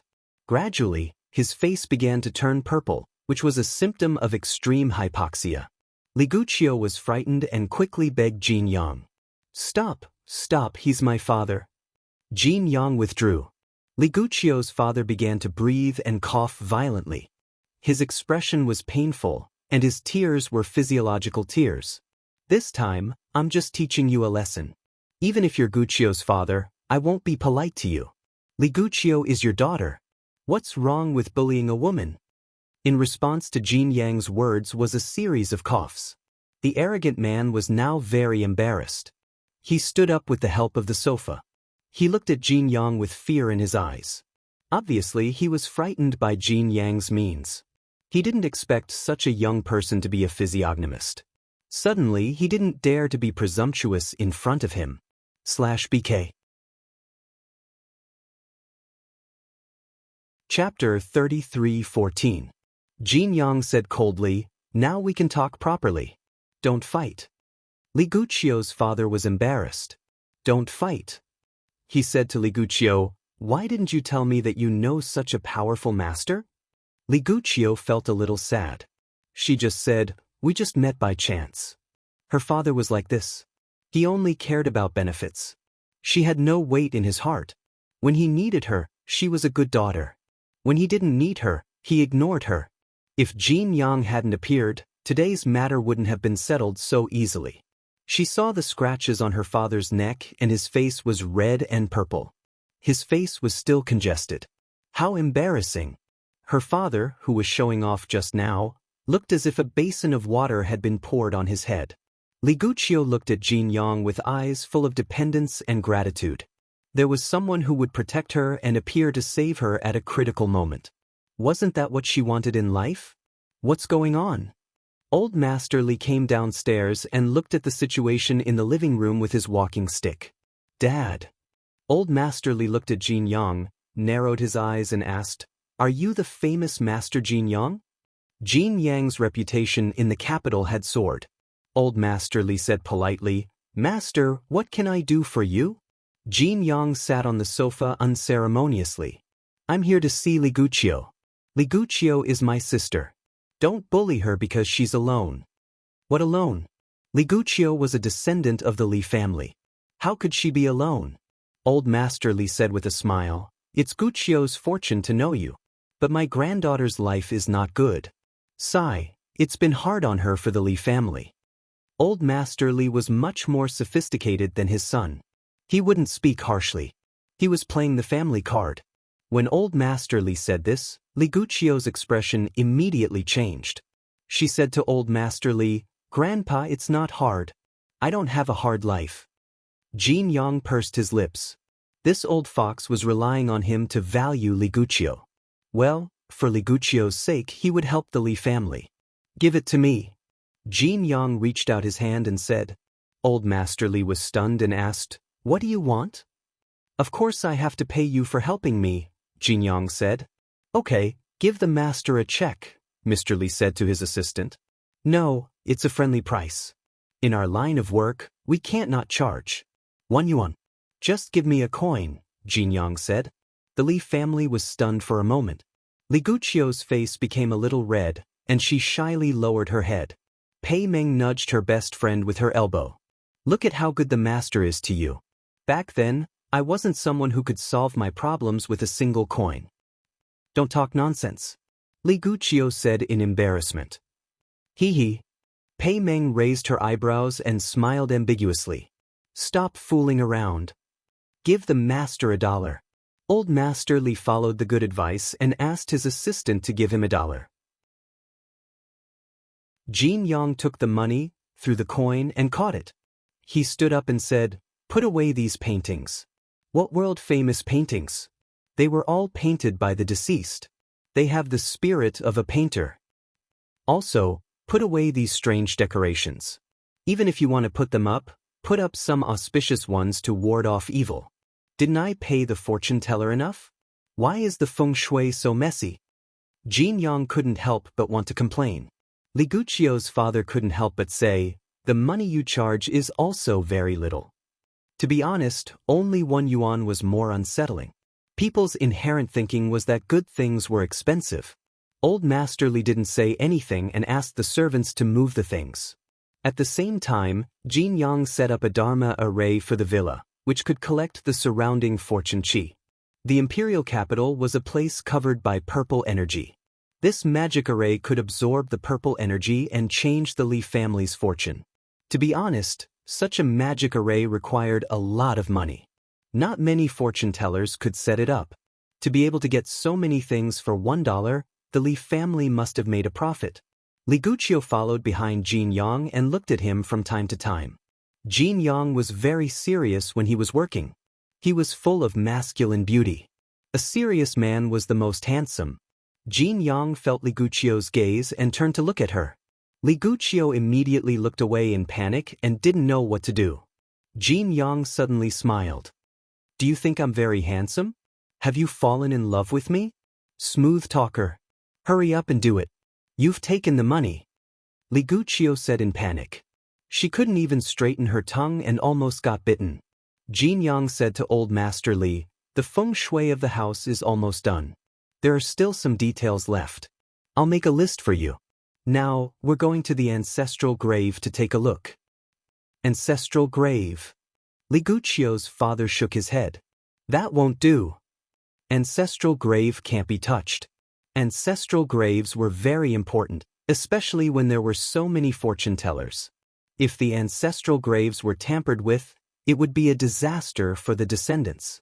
Li Guqiu's father didn't trust Jin Yang, especially when he was insulted by a young boy and even fought with him. It was impossible for Li Guqiu's father to not have a knot in his heart.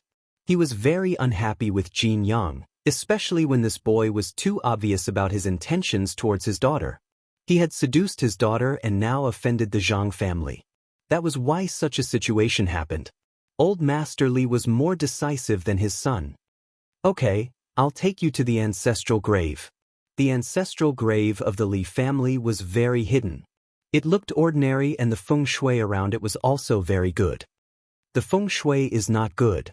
No wonder there are always problems in the Li family. Jin Yang shook his head and said, "That's impossible. The feng shui is checked by a master. How can there be a problem? How long has it been since your ancestral grave was taken care of? And the feng shui, mountains, rivers, and topography will change. The blessed land can't always be a blessed land," Jin Yang said. Old Master Li said, "Master Jin, please help us choose a suitable place." Jin Yang snorted and looked at Li Guqiu. The meaning was too obvious. Li Guqiu's face became redder. She whispered, "Sorry to trouble you. Please do me a favor." Jin Yang suddenly curled the corners of his mouth. He looked a little evil and full of charm, which made people's hearts beat faster. "Since I've taken the money, I'll definitely do it. I'm a very professional person." Old Master Li looked at them and thought in his heart.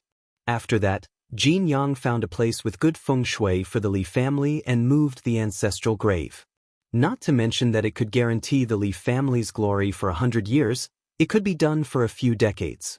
As for what would happen after a few decades, it would depend on the changes in the terrain of the ancestral grave. In short, Jin Yang spent a lot of effort for Li Guqiu. Chapter 33:15. Jin Yang wanted to make it perfect. If it were someone else, the price would be sky high. But the Li family only spent 1 coin. Of course, the Li family knew the value of this. Old Master Li looked at Li Guqiu with affection in his eyes, but there was also a bit of consideration in his affection. Li Guqiu didn't feel her grandfather's eyes on her, but when she looked at Jin Yang, she was very nervous. She didn't know where to put her hands and feet, but Jin Yang liked to look at her. He deliberately picked up the food she wanted at the dinner table. This feeling made Li Guqiu very uncomfortable, but there was a faint joy that she had never enjoyed before. This was probably the feeling of being in love, the feeling of liking someone. Li Guqiu thought her life was like this, but she didn't expect Jin Yang to enter her world in such a strong way. Ning Shu had been paying attention to the Li family. He knew that Jin Yang had gone to the Li family and done a lot of things for them. After that, Jin Yang often went in and out of the Li family and became a distinguished guest of the Li family. Moreover, Jin Yang and Li Guqiu gradually became close. Jin Yang used his connections to get some business for the Li family. If someone asked Jin Yang to do something, Jin Yang would do some business for the Li family without any monetary reward. In order to be able to invite Jin Yang, these officials and nobles gave the Li family some benefits. Even if it was something that leaked out from between their fingers, it was enough to bring the Li family back to life and survive the crisis. This matter made Mr. Zhang very unhappy, and he was very unhappy. Especially when the Li family came to break off the engagement. Old Master Li came to the Zhang family in person and brought his granddaughter to break off the engagement. Since the 2 juniors were engaged to help the Li family survive the crisis, now they didn't need to be controlled by the Zhang family. Naturally, they didn't need to marry his granddaughter to Zhang Tianbao. Zhang Tianbao was a famous playboy in the capital. If his beautiful granddaughter married someone like Zhang Tianbao in the future, wouldn't Old Master Li be distressed? Of course, he would be distressed. Therefore, now there were more outstanding young people and better choices. If they didn't make a choice now, when would they make a choice? Moreover, people with eyes could see that Jin Yang helped the Li family so much because of Li Guqiu. Therefore, in order not to annoy Jin Yang and give his granddaughter happiness, it was simply killing 2 birds with 1 stone. As for the Zhang clan, it was not a big deal for them to be under the control of the Zhang clan. Li Guqiu's face was flushed as she followed her grandfather to the Zhang family. Her eyes were full of affection. It was obvious that she had fallen in love. Old man Zhang looked at the Li family and greeted them with a fake smile. Of course, he knew what the Li family meant. The Li family and old Zhang's father kept talking about this and that and didn't get to the point, which made Li Guqiu very anxious. The opportunity to change her fate was right in front of her, but what Grandpa said was nonsense. Didn't he know that she was very anxious? Putting aside the fact that it was for Jinyang, what was even more surprising was that she no longer had to be tied to Zhang Tianbao. Every day she was involved with him, she felt as if there was a rope around her neck.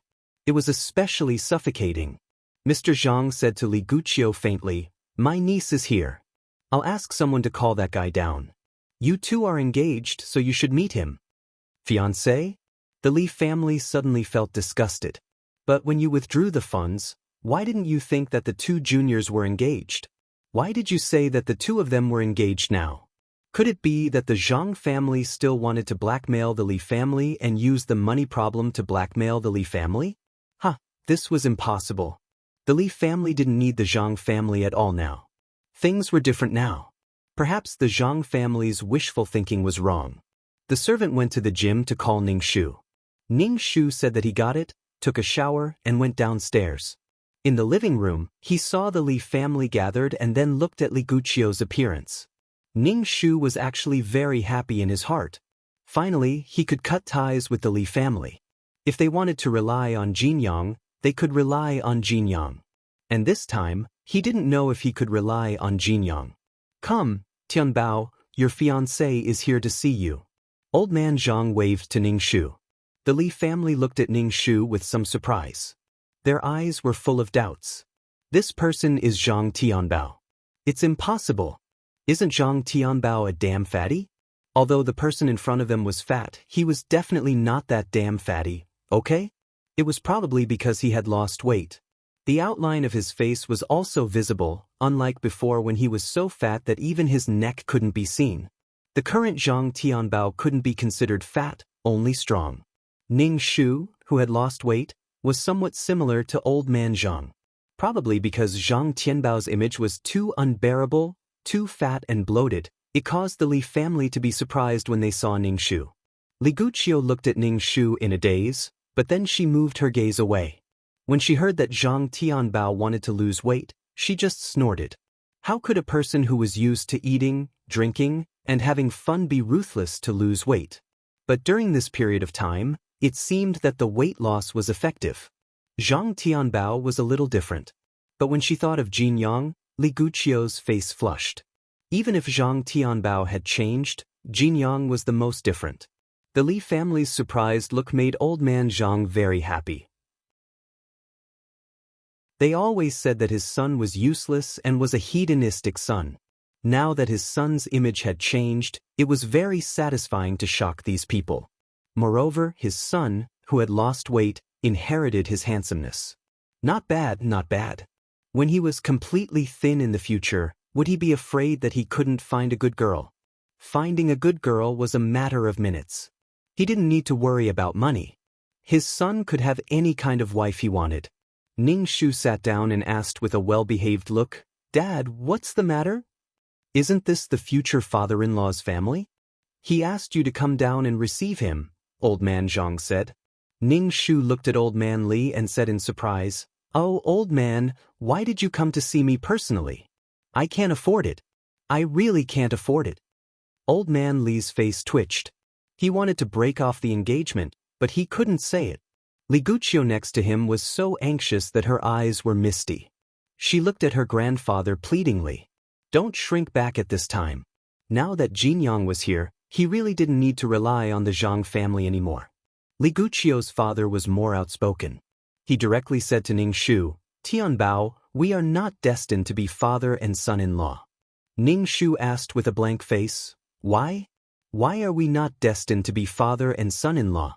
When I marry Guqiu in the future, I will also call you Dad. We will be a family in the future. Don't be so polite." Ahem.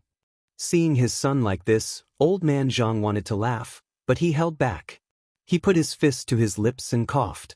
He couldn't bear to look at his son directly. Chapter 33:16. Dad.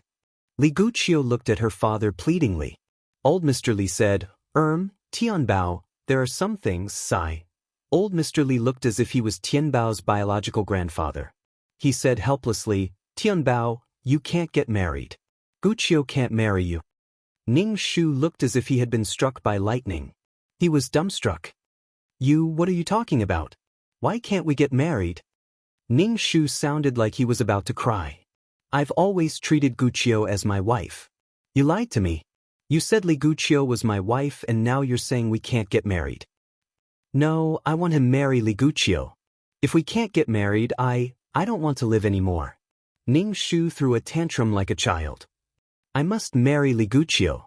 I've waited for so long and you told me this. What kind of person do you think I am? How can you bully me like this? The Li family was speechless. Li Guqiu was about to have a stroke because of Ning Shu's helplessness. You didn't say that in the beginning. Previously, he looked like he didn't care about marrying her and even said that it wasn't only her. Why was he purposely making things difficult for her now? What did I say? You're my fiancé. I treat you as my partner for life. We're not even married yet and you want to dump me? Is the Li family bullying me like this? Although I'm a playboy, I've never done anything wrong to Li Guqiu. My family is rich. How can I get married? God, I eat, drink, and play because I want to be happy. Am I wrong to want to be happy? I'm getting married to live a better life. I'm already living a good life. Why should I get married? To tire myself to death? Ning Shu's words made Li Guqiu explode. You're useless. Eat, drink, and play. How can you be so reasonable? Finding such an excuse for yourself was shameless and despicable. He had no sense of shame or honor. It was embarrassing for a man to be like this. Ning Shu continued, Li Guqiu, as a woman, did I ask you to enter? Did I ask you to become a woman who would shock the whole world? I didn't ask you to do that, so why do you have so many requirements for me? The money at home is enough for you to buy and eat whatever you want. This was a one-sided request. You had to do whatever you wanted, and Li Guqiu didn't need to do anything at all. Li Guqiu was said to be a hedonistic son of rich parents, but in fact, Li Guqiu was also dependent on her family, and then her fate was arranged by her family. Both of them were of the same nature. No one was superior to the other. Since you didn't want to marry me, you should have stood up bravely and left the family to earn money for yourself. That's a woman with ambition. Why couldn't you do it? You are really a weak and incompetent woman. People were all the same, so why should they differentiate between men and women? Li Guqiu sat in her boudoir, demanding her man to do what he wanted. Did she think that she was a young lady from an ancient family? What era was this? Li Guqiu's face turned red because of Ning Shu's sarcasm. She shouldn't have followed him. Every time she talked to Zhang Tianbao, she felt that Zhang Tianbao's words were like a knife with a barb, stabbing into her heart. He tore off her pride. He broke her bones inch by inch. That was the sound of her pride cracking. Li Guqiu was speechless after being lectured by a playboy. Li Guqiu was angry and annoyed. A kind of anger and hatred towards Ning Shu grew in her heart. She was an excellent person. How could she not be angry after being insulted by such a person? Zhang Tianbao's mouth twitched. Listening to his son's crooked ideas, he was speechless. Li Guqiu rarely got angry, but at this moment, she yelled at Ning Shu sharply, Since you don't want to marry me so much and think that I am a weak and incompetent woman, then break off the engagement. She finally said it. Ning Shu shook his head. If I don't break off the engagement, I am a playboy. You are weak and incompetent. You sacrificed yourself for the sake of the whole family. You moved yourself to tears. We are a match made in heaven. She just didn't have the confidence. She had to find a reason to make herself feel better. And when I sling down, I'll also be very handsome, enough to match your beautiful face. Who is a match made in heaven with you? Li Guqiu was really angry. Her face was full of anger, and her face was red. Well, you have been wronged. Ning Shu said, I will not agree to break off the engagement. For so many years, I have spent so much time, money, and thought on you. But there is no return at all. How can I be reconciled with that? Li Guqiu was really helpless. Her strength seemed to be taken away. Zhang Tianbao, I really don't love you. Feelings can't be forced. A melon picked by force is not sweet. Ning Shu said, "It's okay. A melon picked by force is not sweet, but it will quench my thirst. Have you ever thought about how many people will laugh at me if you break off the engagement with me? Originally, no one was optimistic about you and me. Now that we have broken up, so many people will laugh at us. Who will compensate me for my mental loss?" Li Guqiu didn't want to talk to Zhang Tianbao anymore. She begged Old Master Li, "Grandpa." Old Master Li said to Old Master Zhang, "Since the two families are not fated, then forget it. Marriage is not making enemies. Two children like this, who knows what will happen after marriage?" Ning Shu shook his head, "I will definitely not break off the engagement. Don't think that I don't know. Now that Li Guqiu has found someone she likes, she wants to kick me away. What will happen to my time, money and energy over the years?" Li Guqiu said, "I don't like anyone. Don't talk nonsense and ruin my reputation." Ning Shu pursed his lips. It was not shameful to meet someone she liked. Ruin her reputation? Who didn't have an ex-girlfriend or ex-boyfriend these days? "Girl, I'm afraid you are still living in a feudal dynasty." Old Master Li understood and said, "Of course we can't break off the engagement like this. Speaking of which, the children of the two families are not fated to be together. Naturally, we have to compensate Tianbao." Ning Shu lifted his eyelids and said, "You are talking about compensation. What compensation? There has to be something. When the time comes and you don't admit it, who will I look for?" The Li family's breath was suddenly stuck in their throats. They were so suffocated that their lungs were about to explode. They had never seen such a shameless person. The woman's side didn't ask for any compensation, and it was not good for Li Guqiu's reputation. Zhang Tianbao was a man. Why would he care about his reputation? Ning Shu said to Old Master Zhang, "Dad, I'm too sad. I don't want to talk. After a while, I will make a list. If I don't see these things in front of me, I will definitely not break off the engagement. When the time comes, whether you are willing or not, we will get married. /BK." Chapter 33:17. Li Guqiu was so angry that her eyes were filled with tears. She just wanted to leave this shameless man as soon as possible. Scumbag. It was as tasteless as asking his girlfriend to give him a breakup fee after breaking up. They couldn't agree on a time to break off the engagement. The Li family also knew that the Zhang family wanted to cut a piece of meat from them. What was this? It was clearly their daughter who broke off the engagement, but they still had to compensate the man? But if they didn't compensate, then that bastard Zhang Tianbao would get a beautiful wife for nothing. No matter what, the Zhang family wouldn't lose out. Fuck, it was really infuriating. Especially the various items on the list, it simply made the Li family's liver ache. It was very painful. Li Guqiu's father held the list and asked Li Guqiu, "Did you really accept so many things?" I didn't notice. She didn't care at all what Zhang Tianbao gave her. I said before, don't accept things, but you said that Zhang Tianbao is my fiancé, so I should accept the things he gave me. Otherwise, the Zhang family will be unhappy. She wanted to throw Zhang Tianbao's things out directly, but the people around her advised her to accept the things. It was up to her whether she used them or not. She could just throw them aside.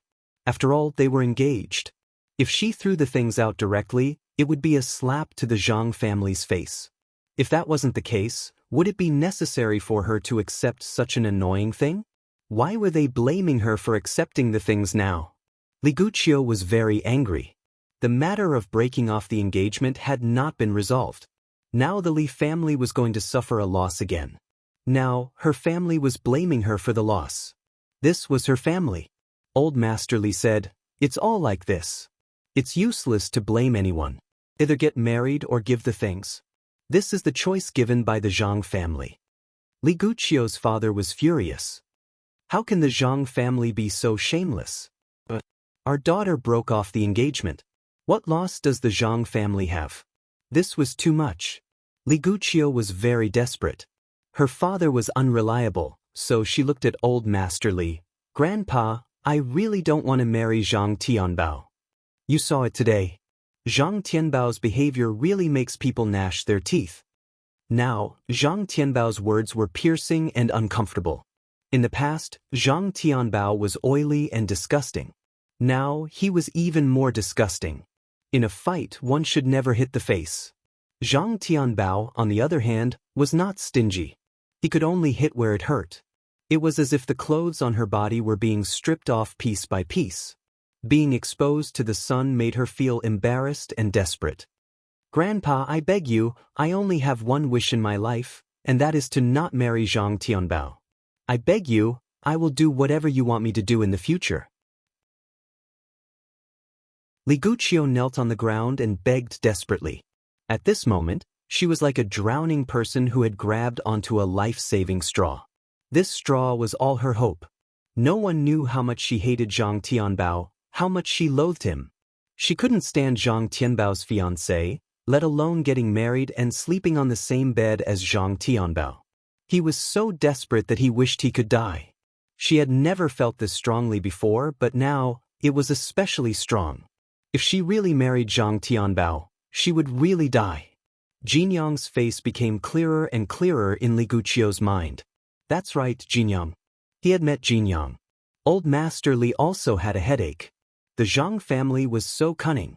They used their son's unreasonable pestering to gain benefits from the Li family.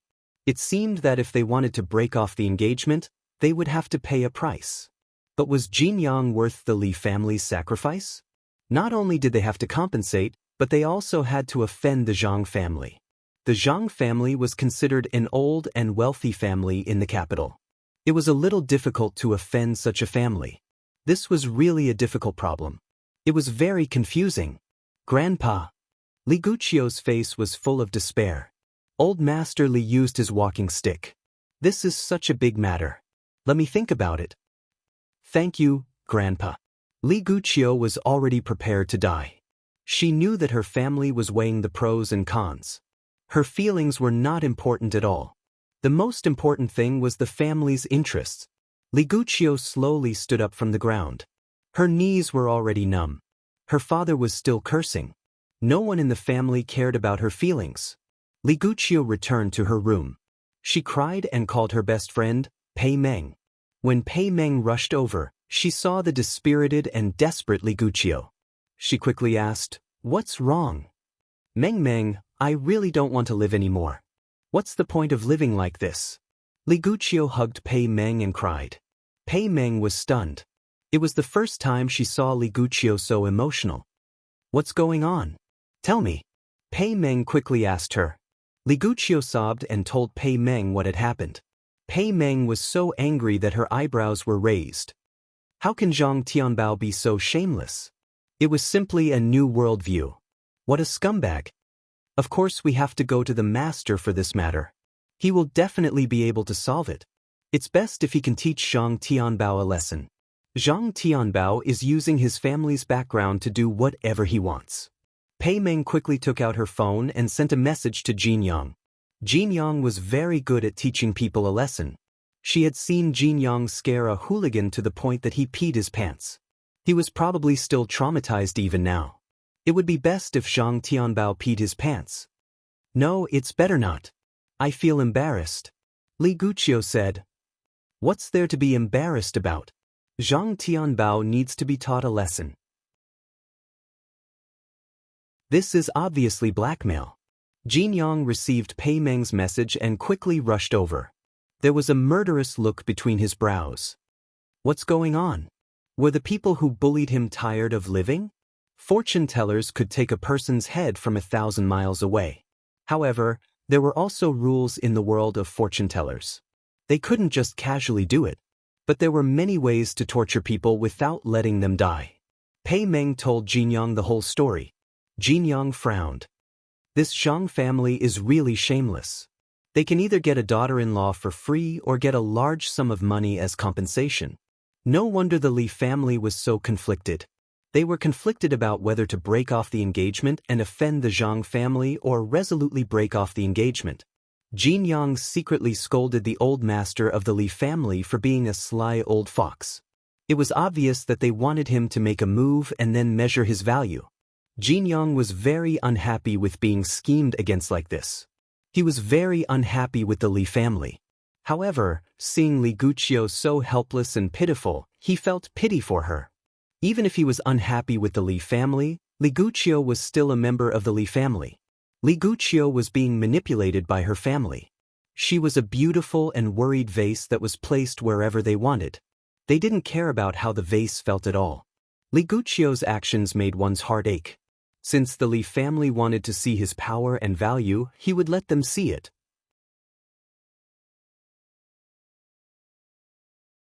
Chapter 33:18.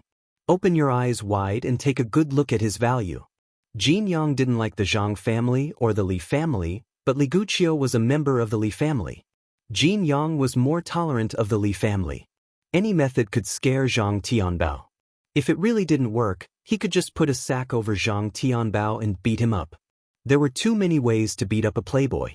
If it really didn't work, he could start with the playboy's family. Such playboys relied on the power and protection of their family. Without a family, they had no backbone. Jin Yang smoothly drew a talisman. The outline on this talisman paper was very complicated. Most importantly, the words were written in black. At first glance, it gave people a very ominous feeling. Li Guqiu and Pei Meng looked at him. Jin Yang said, "This is the first time I've used this method on someone." Li Guqiu asked with a sad face, "What is this?" "It's better if you don't know." Jin Yang smiled and the talisman paper shot out. "Is there anything that belongs to Zhang Tianbao? Or something that Zhang Tianbao used?" Jin Yang asked. Li Guqiu shook her head. She never let Zhang Tianbao into her room. How could there be anything that Zhang Tianbao used? Even if there was, she would throw it away immediately. Speaking of which, only a strange man like Jin Yang had entered her room. "By the way, didn't Zhang Tianbao give you something before? Does this count as something that Zhang Tianbao used?" Pei Meng asked Li Guqiu. Jin Yang's expression was ugly. "You still keep the things that Zhang Tianbao gave you?" Li Guqiu wanted to sew her best friend's mouth shut. "I put these things aside casually. Sooner or later, I'll have to return them to Zhang Tianbao." Li Guqiu took out a cardboard box in the corner. There was some dust in the box. "Are these things okay?" Li Guqiu whispered as if she had done something wrong. She lowered her head and didn't dare to look at Jin Yang. Jin Yang rummaged and opened the box. Seeing that there were some dazzling things inside, he couldn't help but say, "It seems that Zhang Tianbao is sincere to you." "Of course not." Li Guqiu quickly retorted. Pei Meng curled her lips and said in disdain, "What sincerity? It's nothing more than seeing that Guqiu is pretty and a toad lusting after a swan." If Ning Shu had heard this, he would have spat out a retort. Wasn't Jin Yang helping the Li family and fawning over Li Guqiu because of her beauty? If Li Guqiu was ugly, Jin Yang wouldn't care about her life or death. He would probably say that it was disgusting in his heart. Just like how Li Guqiu despised Zhang Tianbao. Jin Yang used Zhang Tianbao's remaining aura to lock onto Ning Shu with the talisman paper. The talisman flew out of the window and disappeared. Pei Meng asked curiously, "Master, what lesson are you teaching Zhang Tianbao? Will it take his life?" It was said that a physiognomist killed without leaving a trace. Now, he had witnessed it for himself. Li Guqiu also looked at Jin Yang worriedly. She hated Zhang Tianbao and wanted to tear his mouth apart. But if he died, would it implicate Jin Yang? Jin Yang said casually, "He won't die. It will only make him more unlucky. Even drinking cold water will be stuck between his teeth. It would only cause his luck to gradually weaken. Without any luck, just a small accident would cause him to die. He was just that unlucky. He usually wouldn't use this kind of talisman." The old man at home said that this kind of talisman shouldn't be used easily if the other party wasn't an evil person. Zhang Tianbao could use this. Pei Meng clapped her hands. "This is good. In the future, Zhang Tianbao will be an unlucky person." Li Guqiu also heaved a sigh of relief and said to Jin Yang, "Thank you." Jin Yang crossed his arms and looked at Li Guqiu. "Then how do you plan to repay me?" I still have things to do. I'll be leaving first." Pei Meng was very observant and quickly dodged. Don't. Li Guqiu panicked and pulled Pei Meng back. If it was just the two of them, she would be even more flustered. The cold beauty melted. Not only did she melt, but the fire in her heart made her afraid. Let me treat you to a meal. Jin Yang asked. You made it? Okay, I'll make it. Li Guqiu didn't do any household chores. If she really wanted to cook, she didn't know what it would be like. Forget it, I'll do it. Jin Yang said, I'll let you have a taste of my cooking. Master, you can cook? Pei Meng looked surprised and sat down. I'm waiting to eat the master's cooking.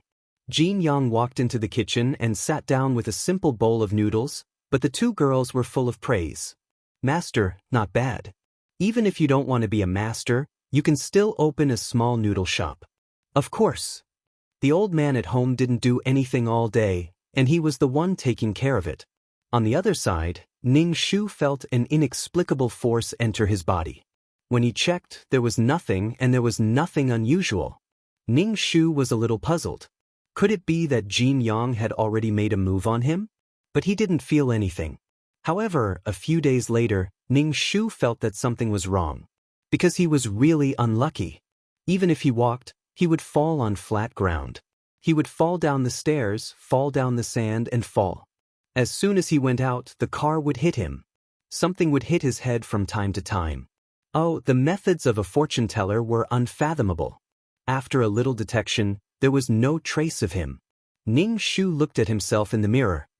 He was a little dispirited, and there was a black fog lingering between his eyebrows. If he continued to be so unlucky, he would die sooner or later. He could even choke to death when eating. He had to get rid of this thing as soon as possible. She was now shrouded in the legendary negative energy. Not only was it harmful to her body, but it would also affect her luck. Ning Shu immediately found Father Zhang and said, Dad, I was cursed. Father Zhang, what are you talking about? What? You were cursed? When did it happen? Father Zhang immediately asked. Ning Shu put his hand on the table, but there was a raised nail on the table. Ning Shu patted it with his hand. Oh my God, it was really painful. What happened to your hand? Why did it suddenly bleed?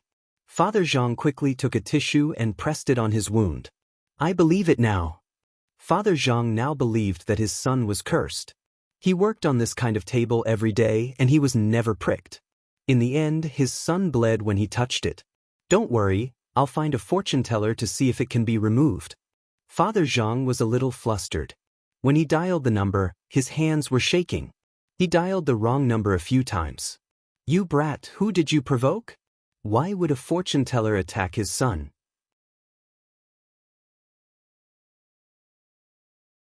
Chapter 33:19. Ning Shu pressed the wound on his hand and said, I have an idea. The Li family hired a fortune teller to deal with me because they don't want to compensate me. How dare the Li family?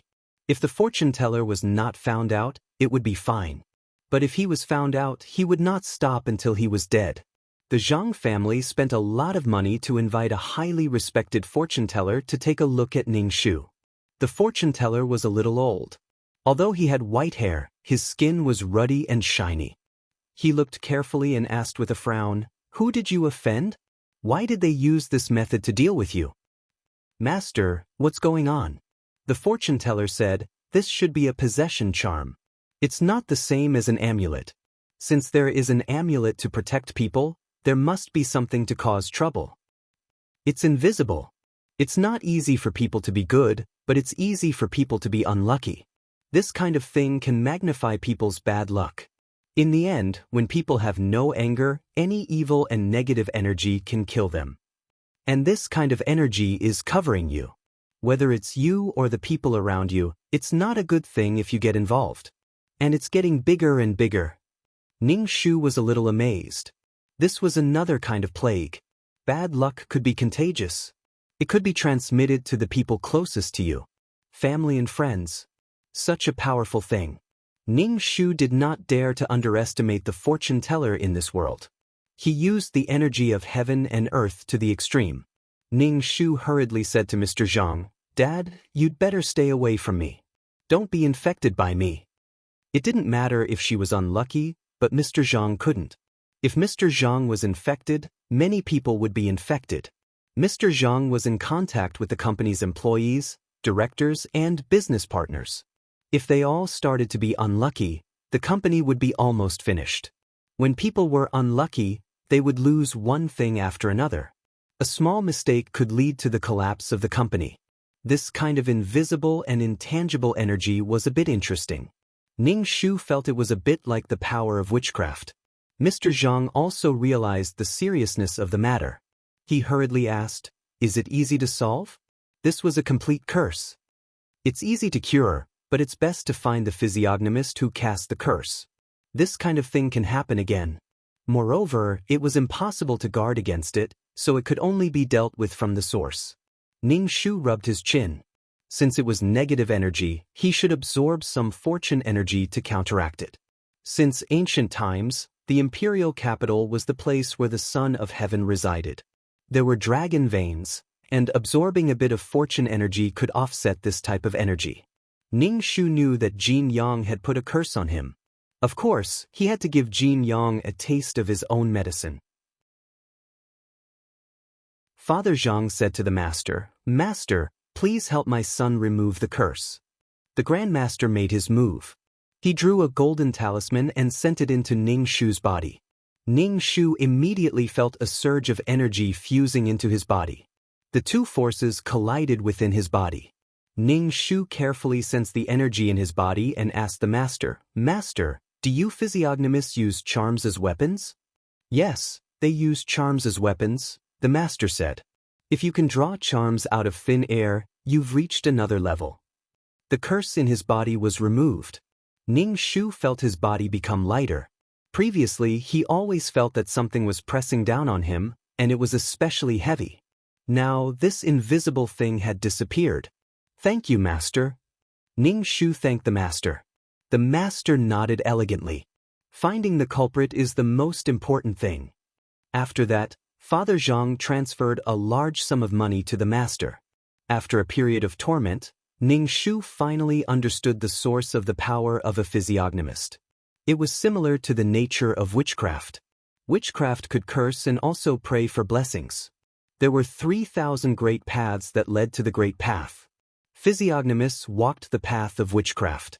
Previously, they had comprehended the witchcraft law. After figuring out some things, the mysterious veil of the physiognomist was removed. Father Zhang looked at Ning Shu and asked, "Who do you think did this to you?"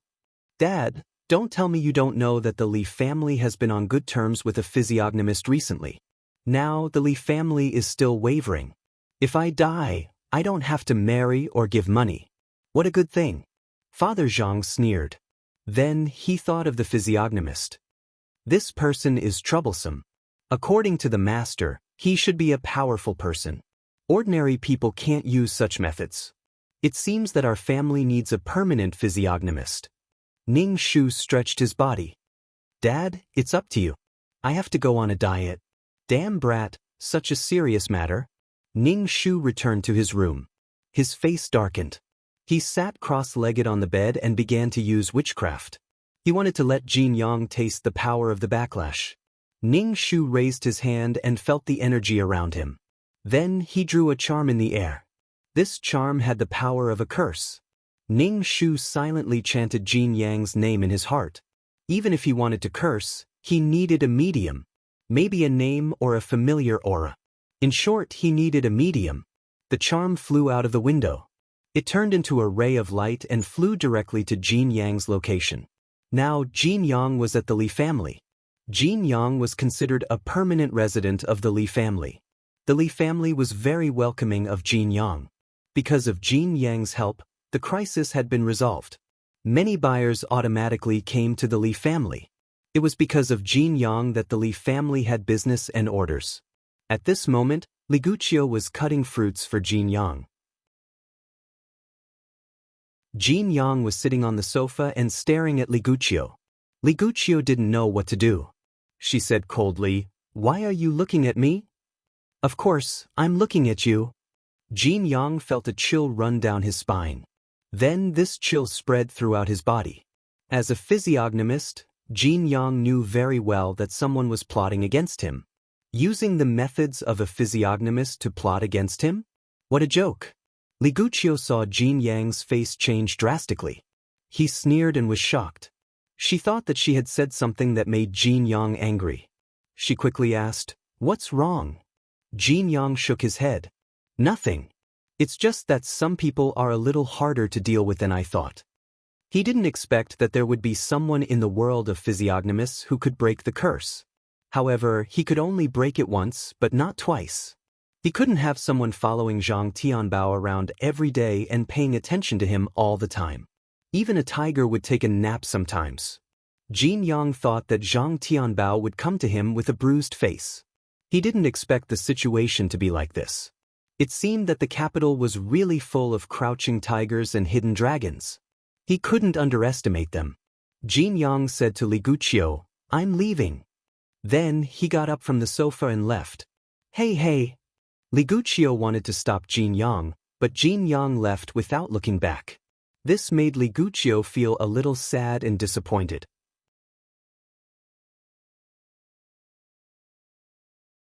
Chapter 33:20. It didn't feel good to worry about personal gains and losses. Ever since Liguchio met Jin Yang, her heart hadn't felt at ease for a single day. It was always hanging in the air, swaying up and down. It was soul-stirring. This was an experience she had never experienced in her boring life. No wonder love was something that humans pursued and praised since the birth of mankind. She had mixed feelings. Amidst the sweetness, there was anxiety and worry. Now Liguchio was worried about why Jin Yang suddenly changed his expression and left. The apple she peeled for him was untouched. Anticipation, disappointment, worry, and confusion. She didn't feel like herself anymore. The calm Liguchio seemed to have disappeared. But this feeling seemed to be good. A man like Jin Yang should be liked by many girls.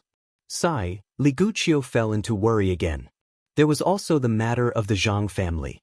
Jin Yang returned to his rented room and began to remove the curse on his body. And the additional effect of this curse was actually very painful. It felt like there were worms drilling and wriggling in his skin. It was numb and painful. Jin Yang smiled. A bit interesting. It was a good opportunity to exchange blows with a powerful physiognomist in the capital. Previously, he wanted to deal with that playboy Zhang Tianbao. He could easily beat him to tears and snot. He would definitely come to him dejectedly. The powerful one was not Zhang Tianbao, but the family behind him. The family's financial resources could find a powerful physiognomist for Zhang Tianbao. The old man at home said that the capital was full of talents and there were many physiognomist families. Some inconspicuous old fortune-tellers were masters. As the cultural and political center, the capital was also a place where masters from various sects and industries gathered. Since coming to the capital, Jin Yang could be said to have been successful. In addition, he had been cultivating since he was a child. He was also very talented in this aspect. It could be said that it was difficult to meet a match. Today, a physiognomist cursed him. Naturally, Jin Yang felt that it was very interesting. Jin Yang began to remove the negative energy from his body. The opponent's curse this time was not very strong. Jin Yang used 2 talismans to remove the curse. It seemed that the physiognomist hired by the Zhang family was not very good. Although he could use curses, his strength was not bad. And the method was relatively simple. How to put it? The method was relatively simple. It was a very painful curse. People were not fools who didn't know pain. That kind of invisible thing was the most fatal. It wouldn't cause physical harm, but mental harm was the most important. In a society ruled by law, any injury on the body could be identified by a forensic doctor. TSK, is that all you've got? In that case, I'll give you another big gift. Now, Jin Yang's fighting spirit had been completely aroused.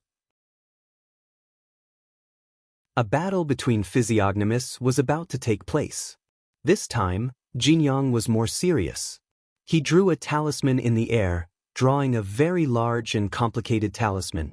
In the process of drawing the talisman, Jin Yang was sweating profusely. It was obvious that drawing this talisman had drained almost all of Jin Yang's strength. Even the old man at home might not be able to break this curse. This was something he had learned from the crumpled books that the old man had collected. He had experimented with it several times and had succeeded. It was just that the consumption was too great. This complicated talisman made people feel dizzy just by looking at it. Jinyang's talisman paper locked onto Ning Shu, and Ning Shu immediately felt a sense of pressure and foreboding. This time, the feeling was even stronger than last time. It was obvious that this curse was much stronger than the previous one. The physiognomist who lived in the Zhang family immediately sensed the fluctuation of the magnetic field and hurried to Ning Shu's room. "Come behind me!" The physiognomist shouted to Ning Shu, and then threw the talisman paper into the air to resist the curse. The physiognomist's face turned ugly. Someone can actually draw talismans in the air. Who is it? Although there were many physiognomists, the most powerful ones were only able to poke people, and they were widely known in the world of physiognomists. Who was the master who had made this move? The talisman paper naturally couldn't be compared to Jinyang's curse. Soon, the talisman paper spontaneously combusted, and the energy disappeared. The physiognomist's face changed greatly, and he quickly stuck the possession talisman on Zhang Tianbao. He was a guest of the Zhang family to protect Zhang Tianbao. Although Zhang Tianbao was a hedonistic son, he was paid to help. If Zhang Tianbao died, his reputation would be damaged. There would be no business in the future. Just as Jinyang's curse approached, Ning Shu's body flickered with power and directly dissolved the power of the curse. This power was not something else, but something that Ning Shu hadn't used before to prevent people from cursing him. Last time, Jinyang's method couldn't activate this item. It probably didn't reach the standard of a curse. But this time, the energy fluctuation was strong, so this item was activated. Even without this item, Ning Shu could still solve this curse. Of course, it would be better if he didn't do it. He would just treat himself as a hedonistic son. Especially in front of a physiognomist, it would inevitably arouse some suspicion. The curse was removed, and the pressure in the room suddenly lightened.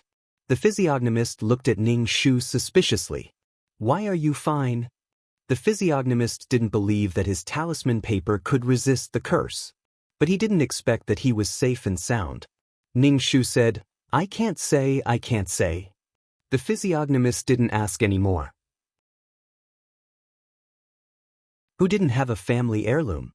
Maybe it was some powerful magic weapon or amulet. But he couldn't stay in the Zhang family anymore. The other party was very powerful. Even if he escaped once, there would be a next time. The physiognomist looked at Ning Shu with pity in his eyes. It was as if he was looking at a corpse. Offending a physiognomist wasn't scary.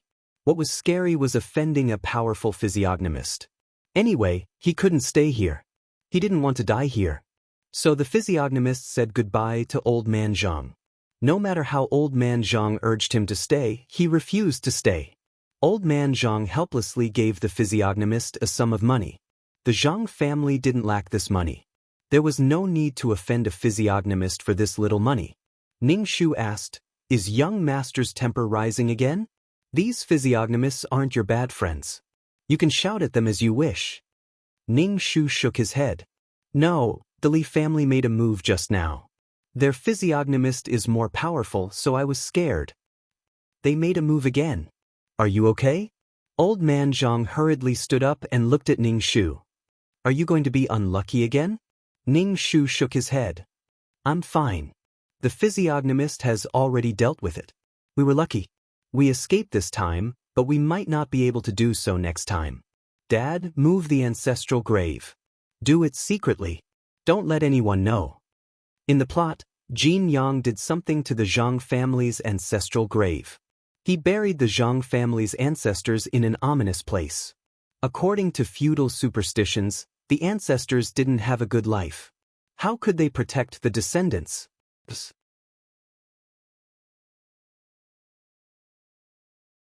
Chapter 33:21. It made sense in terms of feng shui and magnetic field. Didn't the family come to sweep the grave? Since they did, they would definitely be enveloped by the magnetic field around the grave. Mr. Zhang said, Why does it involve the ancestral grave? The ancestral grave couldn't be touched easily. It might affect the family. Digging out the bones of the ancestors, if the ancestors really sensed it, it would be strange if they were happy. Ning Shu said, I know who the other party's fortune teller is. It's Jin Yang. The Li family can get out of this crisis because of Jin Yang. Mr. Zhang said with disdain, a family depends on one fortune teller. Ning Shu said, Dad, don't underestimate the fortune teller. I'm in such a mess now because of the fortune teller. If we sneak into the ancestral grave, we won't know anything. Fortune tellers were like ordinary people. Some were magnanimous and some were insidious. Moving the ancestral grave is a big deal. It will take some time. There were many people in the Zhang family. Moving the ancestral grave required the consent of many people in the family. Ning Shu shrugged and said directly, just do it secretly. You don't have to tell everyone. Brat, it's not that simple. It was easy to say. Ning Shu said, you'd better hurry up. The Li family has been threatened by us for a long time. At least they think so. Now it's time to fight back. They won't let us go so easily. If it weren't for the Zhang family, there wouldn't be a Li family for a long time, Mr. Zhang said. No one likes to be controlled by others. This is normal. Besides, the Li family hates people saying that they relied on the Zhang family to get where they are today. Although it was true, it made it sound like the Li family was incompetent. They relied on selling their daughter to get where they are. If you give me a little, I'll give you a little, but if you don't, I'll hate you. The more he gave, the easier it was for him to become enemies. The Zhang family's support to the Li family, whether intentional or not, made the Li family so aggrieved. I can't make the decision to move the ancestral grave. I have to discuss it with the respectable people in the family. If you don't want to move the ancestral grave, then move the graves of our great-grandparents. This brat just casually said a few words, and others would do everything for him. Besides, Mr. Zhang felt that no matter how bad the Li family was, they wouldn't think about other people's ancestors. Wasn't this a little too vicious? Moreover, it was very easy to implicate the innocent. They were not the only branch of the Zhang family. No one in the real world would be willing to do such a thing, unless they were some crafty physiognomist. Ning Shu said, if you don't want to move, then I'll do it secretly. Anyway, it's for the Zhang family. Stinking brat, don't move recklessly. If you break any taboo, don't say that others are looking for the ancestral grave, you'll be courting death first. Ning Shu chuckled, Dad, don't worry. I'm absolutely reliable. Father Zhang, hee, the biggest joke of the century. On the other side, because the curse technique was broken, some of the Golden Sons suffered a backlash. Originally, the energy in their bodies had been drained. Now that they suffered a backlash, their dantian and meridians dried up. It was as painful as being cut by a knife. Beads of blood gradually seeped out of the pores on his skin. After a while, Jin Yang was dyed red. He was a bloody man. Jin Yang endured the pain and began to adjust his breathing. However, he was still somewhat displeased and his qi and blood were restless. What the hell? He had already used such a method, but he didn't expect that it would still be broken. This was the disadvantage of using this curse technique. The more energy it absorbed, the more powerful it would be. However, after using it, he might not have the power to fight back. He might be killed by the enemy. Now it was still broken. The 2 consecutive failures made Jin Yang impatient. Since he came to the capital, everything had been smooth sailing. Now, the setback made Jin Yang gnash his teeth. He couldn't even pass his own test. Were there really so many capable people in the capital? Could it be that some old monsters who lived in seclusion had come out? Or were there still fortune tellers helping the Zhang family? After all, the fortune tellers in the capital couldn't compare to those who had been in business for decades or even several lifetimes. The old man was really something. He bragged every day that he was a big shot in the fortune teller world. However, when he asked other fortune tellers, they said that they didn't know such a person at all. This old man was either bragging or using an alias. The most important thing now was to heal his injured meridians. The meridians were the foundation of cultivation. Who would have thought that he would go for wool and come home shorn, biting himself instead? Jin Yang, what's wrong with you? Are you okay? Li Guqiu walked into the room with the chicken soup. When she saw Jin Yang covered in blood, she screamed in fright and the thermos in her hand fell to the ground. The clang and Li Guqiu's scream directly woke Jin Yang up from his cultivation. Suddenly stopping his cultivation and being forced to stop, the blood in Jin Yang's body suddenly became chaotic. He couldn't suppress it anymore and spat out a mouthful of old blood. When Li Guqiu saw him spit out blood, she became even more anxious. She quickly took out a handkerchief and wiped his face. Jin Yang was angry for a moment. Anyone who had their cultivation interrupted would feel unhappy. If they were interrupted while they were comprehending something, it would be like killing their parents. It wasn't easy for people to have an epiphany. It was a situation that could only be encountered by chance. Li Guqiu was frightened by Jin Yang's eyes. Her hand holding the handkerchief trembled, but she still asked worriedly, "What's wrong with you?" Facing Li Guqiu's beautiful face, Jin Yang suppressed his inner irritation a little. Beautiful people were naturally worthy of forgiveness. He said, "It's nothing. There's just something wrong with my cultivation. Don't disturb me when you see me cultivating in the future. Otherwise, I'll easily get into trouble." Li Guqiu said guiltily, "I know. Are you okay?" "I'm fine." Jin Yang felt that he was a little careless. How could he meditate in the living room? He had given Li Guqiu the key to the house. Li Guqiu and Pei Meng would come at any time. Jin Yang's blood was not flowing smoothly now. He didn't want to deal with Li Guqiu, so he went directly to the bedroom to cultivate. Li Guqiu held the thermos with a disappointed face. This was the chicken soup she had made herself. Sometimes Jin Yang's enthusiasm was unbearable, but there were also times when he made people feel uneasy. Sometimes he was far and sometimes he was close. Sometimes he was cold and sometimes he was hot. It was unpredictable. Ning Shu said that he was going to move the graves.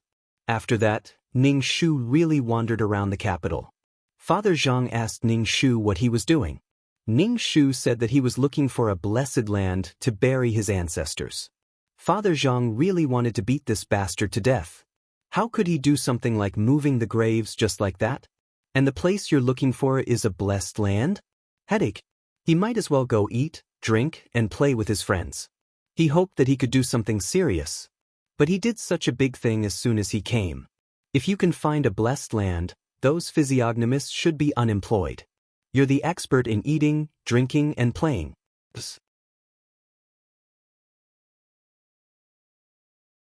Chapter 33-22. Ning Shu wanted to solve the problem, and then he could go to the Li family and Jin Yang without any worries. After Jin Yang was dealt with, the Li family would not be easy to deal with. In fact, Jin Yang had a big backer, the old physiognomist who adopted him. The old physiognomist must be a powerful physiognomist. He could teach such a young and powerful physiognomist like Jin Yang. He was not an ordinary physiognomist. At that time, he was bound to confront the old physiognomist and hurt Jin Yang, who was like a son to him. He would definitely not let it go. Just like when Zhang Tianbao's father stood up for him, there was no solution. The two opponents were powerful physiognomists, so it was a good way to move the ancestral grave away. Although physiognomists had many ways to find the grave, the ancestral grave would be blocked. It would take a long time for the physiognomists to find it. Ning Shu rushed to Zhang Tianbao's father and said, "Dad, I found a blessed place." "It's true." Zhang Tianbao's father laughed and asked the security guard to take Ning Shu out. He didn't want to listen to him now. Ning Shu pushed the security guard away. "Dad, believe me, moving the ancestral grave is absolutely the right thing to do. It will be too late to make plans then. If the other party really touches the ancestral grave, then it will be a fight to the death. You saw what Jin Yang did to me. He was not polite at all. Our Zhang family must be prepared." Zhang Tianbao's father touched his chin and thought. He stared at Ning Shu and said, "Why do you think Jin Yang won't forgive us? We have never offended him. Not to mention offending him, they hadn't even met each other several times." Ning Shu said, "Of course, it's for Li Guqiu." "Just for Li Guqiu?"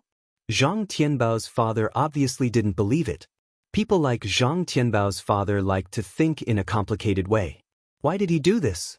Zhang Tianbao's father was a little disdainful. Just for a woman. Ning Shu rolled his eyes. What's wrong with a woman?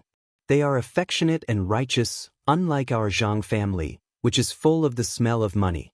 Scram. Mr. Zhang stretched out his leg to kick Ning Shu, but Ning Shu dodged.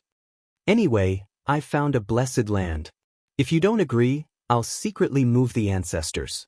If you don't want to do it, I'll do it behind your back. Don't you dare. Mr. Zhang glared at Ning Shu. Ning Shu said, there is nothing I can't do. Mr. Zhang's weakness was exposed.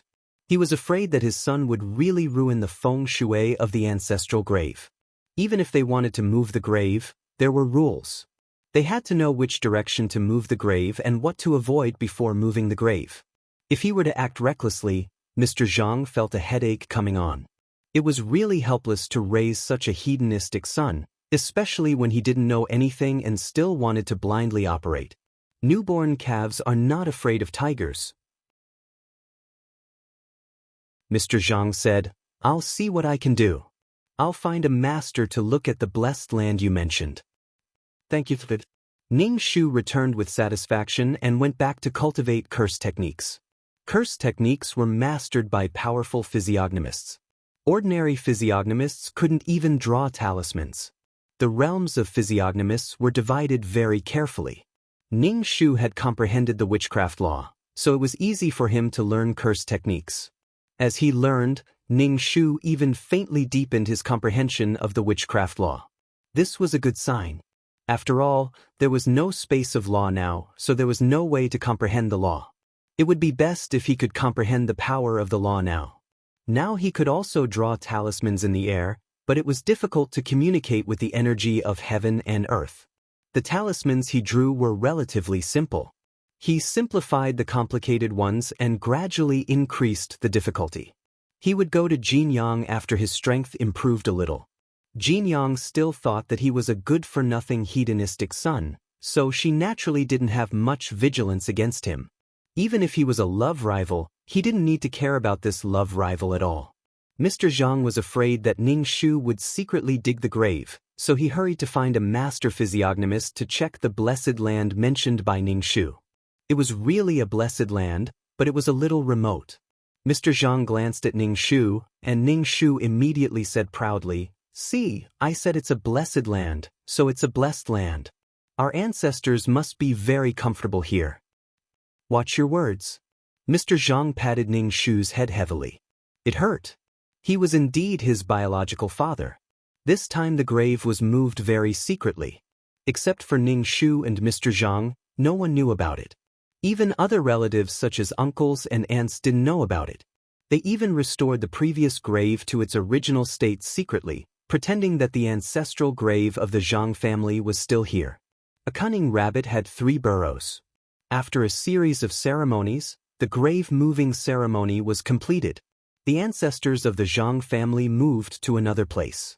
In fact, these ancestors had gone to the world of samsara a long time ago, and now no one knew where they were reincarnated to.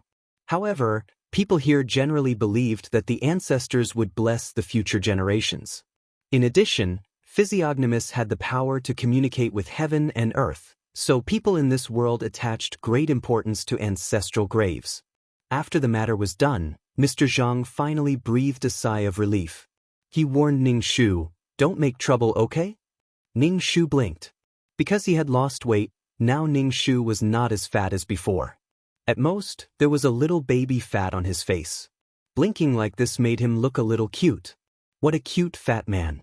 Mr. Zhang was disgusted by his son's behavior and felt a chill all over his body. "What else?" Ning Shu said, "Dad, you forgot one thing." Mr. Zhang's heart beat violently. He stared at Ning Shu and asked, "What do you want to do?" In the past, his son just ate, drank, and played, and he didn't care much about it. He just spent some money. But now the things he did were frightening. What else could he do after messing with the ancestors? "Dad, have you forgotten that the Li family still owes us something? It's either a daughter-in-law or a lot of money. We should go and collect the debt." Mr. Zhang frowned and said, "You are not afraid of Jin Yang." I recently investigated that Jin Yang came from a small place. Now he is very powerful in the capital. Many physiognomists have been defeated by him. Many physiognomists were forced to quit the physiognomist world. This was the result of Jin Yang's actions. What are you going to use to deal with Jin Yang? With your fat body? Zhang Ping's father attacked Ning Shu without holding back. Ning Shu straightened his belly and said, "Nonsense. I don't have fat now, only muscles." She had lost a lot of weight. She had become very handsome now. She was not greedy anymore and ate grass every day. Mr. Zhang warned Ning Shu, "Don't rashly go to the Li family." Regardless of whether Mr. Zhang admitted it or not, he really didn't dare to find trouble with the Li family now. Jin Yang's existence was very scary. Let's use physiognomists to deal with physiognomists. Ordinary people are like stones to eggs. They are not on the same level.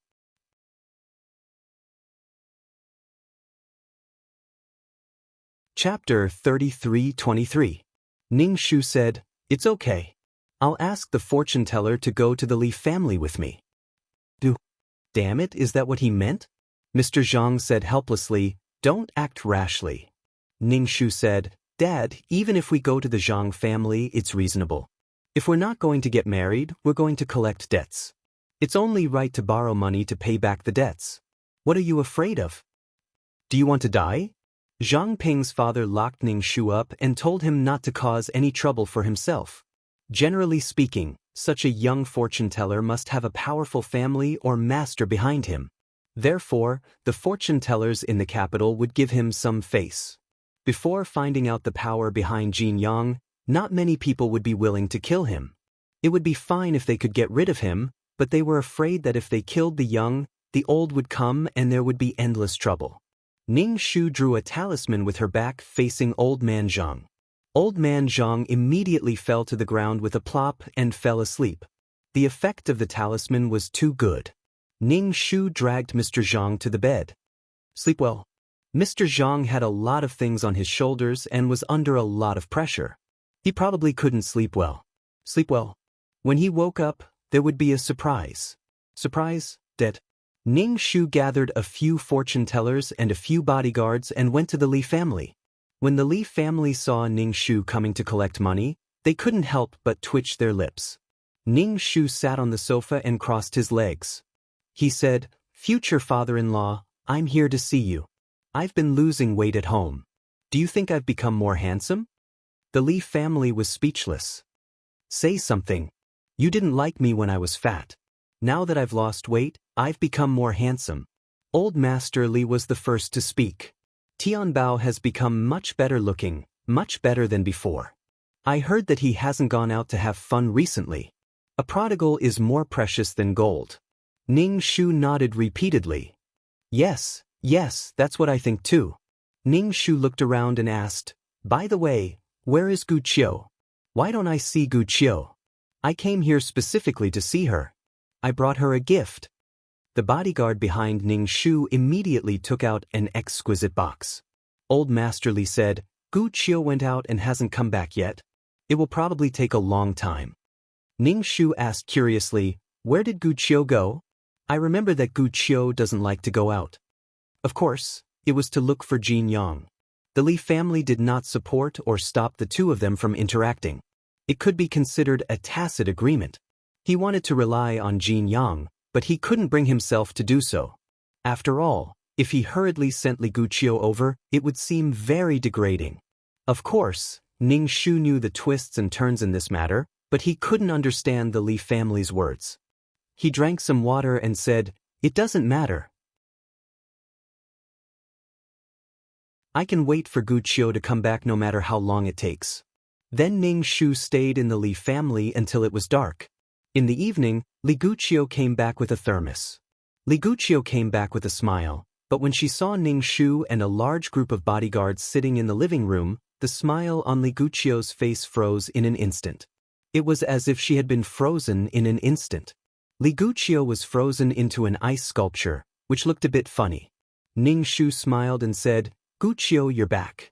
Li Guqiu's face was as cold as ice. "What are you doing here?" Ning Shu said, "Of course, I'm here to see my fiancé." If I remember correctly, you are still my fiancé. Is there anything wrong with me coming to see my fiancé? Hey, why do you look so pale? What happened? Someone in the family is sick. Why are you bringing food with a thermos? Liguccio took a deep breath and tried not to talk nonsense with this bastard.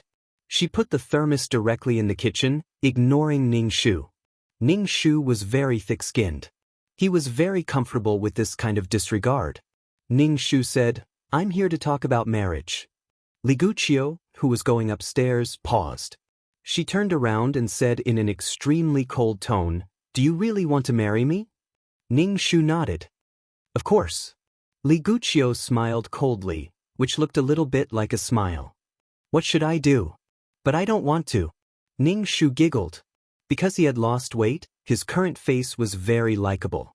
With a smile, he looked just like a cute little fatty. "If you don't want to marry me, then you are willing to compensate me. It doesn't matter. I will leave after the compensation. I will never pester the Li family. I'm afraid that the Li family is not willing to marry me and is not willing to compensate me. If I don't pester you, who will I pester?" Ning Shu said. Liguccio held back her anger and said, "The Li family will compensate you." "Guccio, how can you agree without permission?" Liguccio's father suddenly shouted at Liguccio angrily. Now the Li family was thinking of a foolproof plan. Moreover, the Li family did not want to choose one of the two choices given by the Zhang family. They could only drag it out. This second-generation heir came to the Li family. To some extent, it represented the Zhang family's attitude. Liguccio looked at her father. "Dad, is there any other choice? Either let me marry him or give me money." She just wanted Jin Yang to help her. To be honest, Liguccio did not want to rely on Jin Yang anymore. If this went on, let alone Jin Yang, she would start to hate herself. The more Jin Yang did for her, the more she could not raise her head in front of Jin Yang and the more inferior she felt. She felt more and more inferior. This feeling was very powerless. Liguccio did not like it very much. Her family was rich, but she did not want to be. "This is the Zhang family deliberately making things difficult for you," Liguccio's father said bitterly. "You should not have agreed so hastily. The Zhang family is deliberately making things difficult for you. Dad, you can choose to marry me. I am only one person. There is no way I can go back and forth between Jin Yang and Zhang Tianbao." Liguccio was really tired. In name, she was still Zhang Tianbao's fiancée. Even if her heart was now with another man, she did not dare to do anything excessive. Therefore, she had to deal with this inexplicable dispute. "That's good. Give it to me now." Ning Shu took out the list. "As long as you give me the things on this list, I will turn around and leave now." Of course, it was impossible for them to be husband and wife. Liguccio ran upstairs and came down with a cardboard box. She threw the cardboard box in front of Ning Shu, causing dust to fly up. "These are the things you gave me. I did not use any of them. Now, I am returning them to you." Ning Shu waved his hand to wipe the dust off. He looked into the cardboard box and took out the things inside. He said, "It must have been hard for you to keep the things from a few years ago."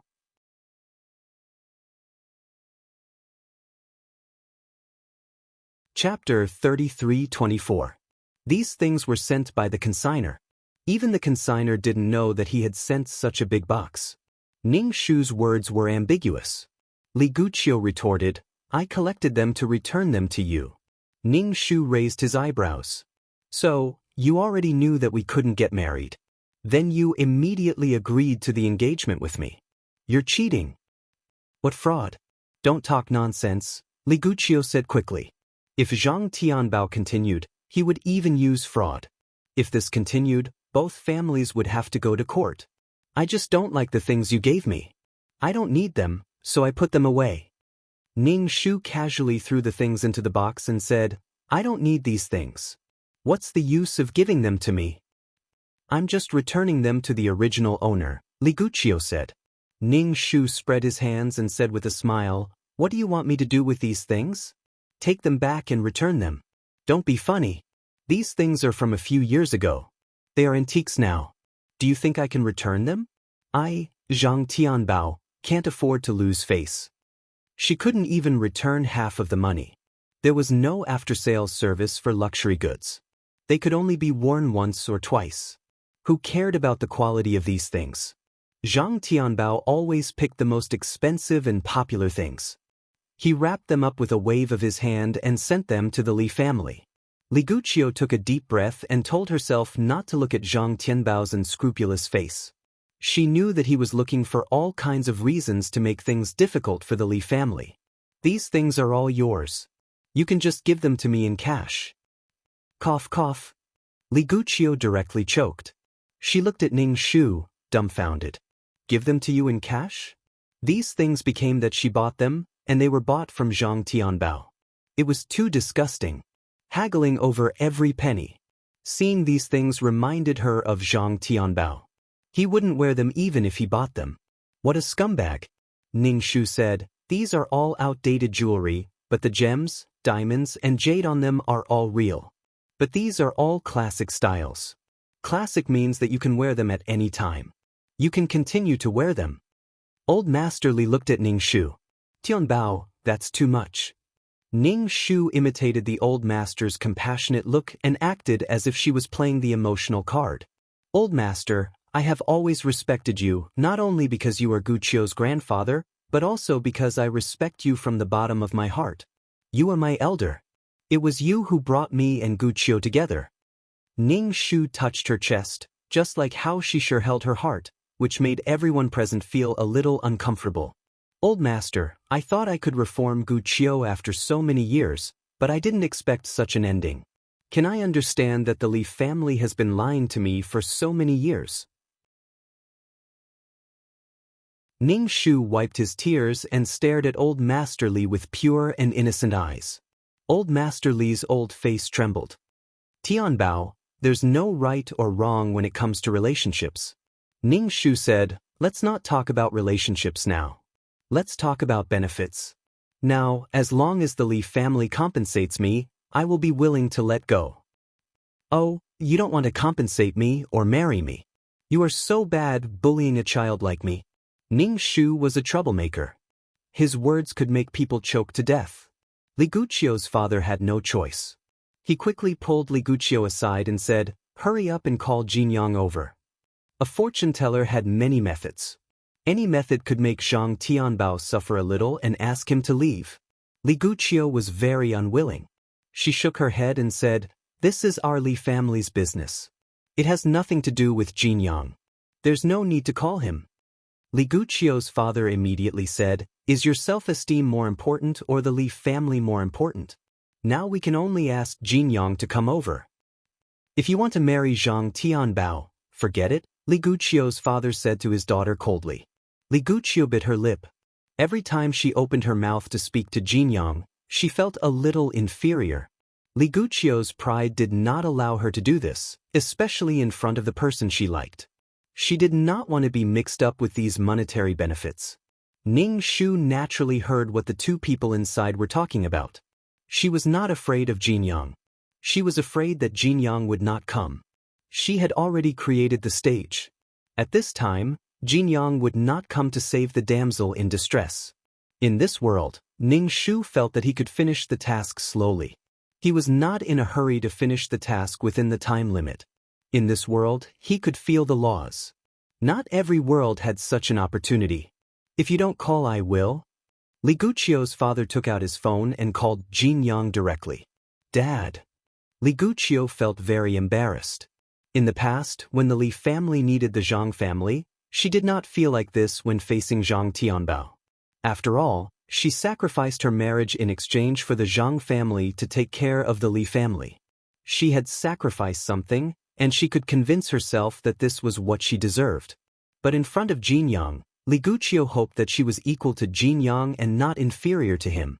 But her family's actions made her unable to raise her head in front of Jinyang. She cared about Jinyang's feelings very much. The Li family was really greedy. They wanted to use her to please Jinyang, but they did not want to get rid of the Zhang family without any losses. That led to the current situation. She was still Zhang Tianbao's fiancée, but to Jinyang, Li Guqiu fell into self-reproach for a moment, and she developed a deep hatred for herself. Why was it like this? Whose fault was this? Was it hers? But she was going to marry someone she did not like and spend the rest of her life with. It was too suffocating. A lifetime was so long. Every minute and every second was torture. When Jin Yang received the call, his chest was filled with anger. The Zhang family really didn't know when to stop.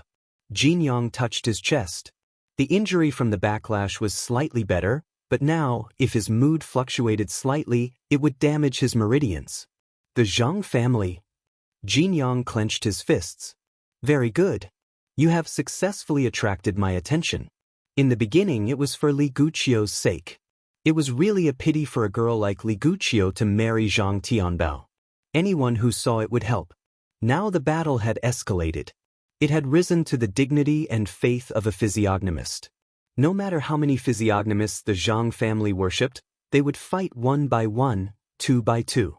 This was no longer a matter between the Li family and the Zhang family. He was now involved in it. Helping the Li family was going against the Zhang family. Since he had already offended the Zhang family, he might as well go all the way. Jin Yang picked up the car keys on the table and thought about it. It was really embarrassing to drive a small car. He could not lose face.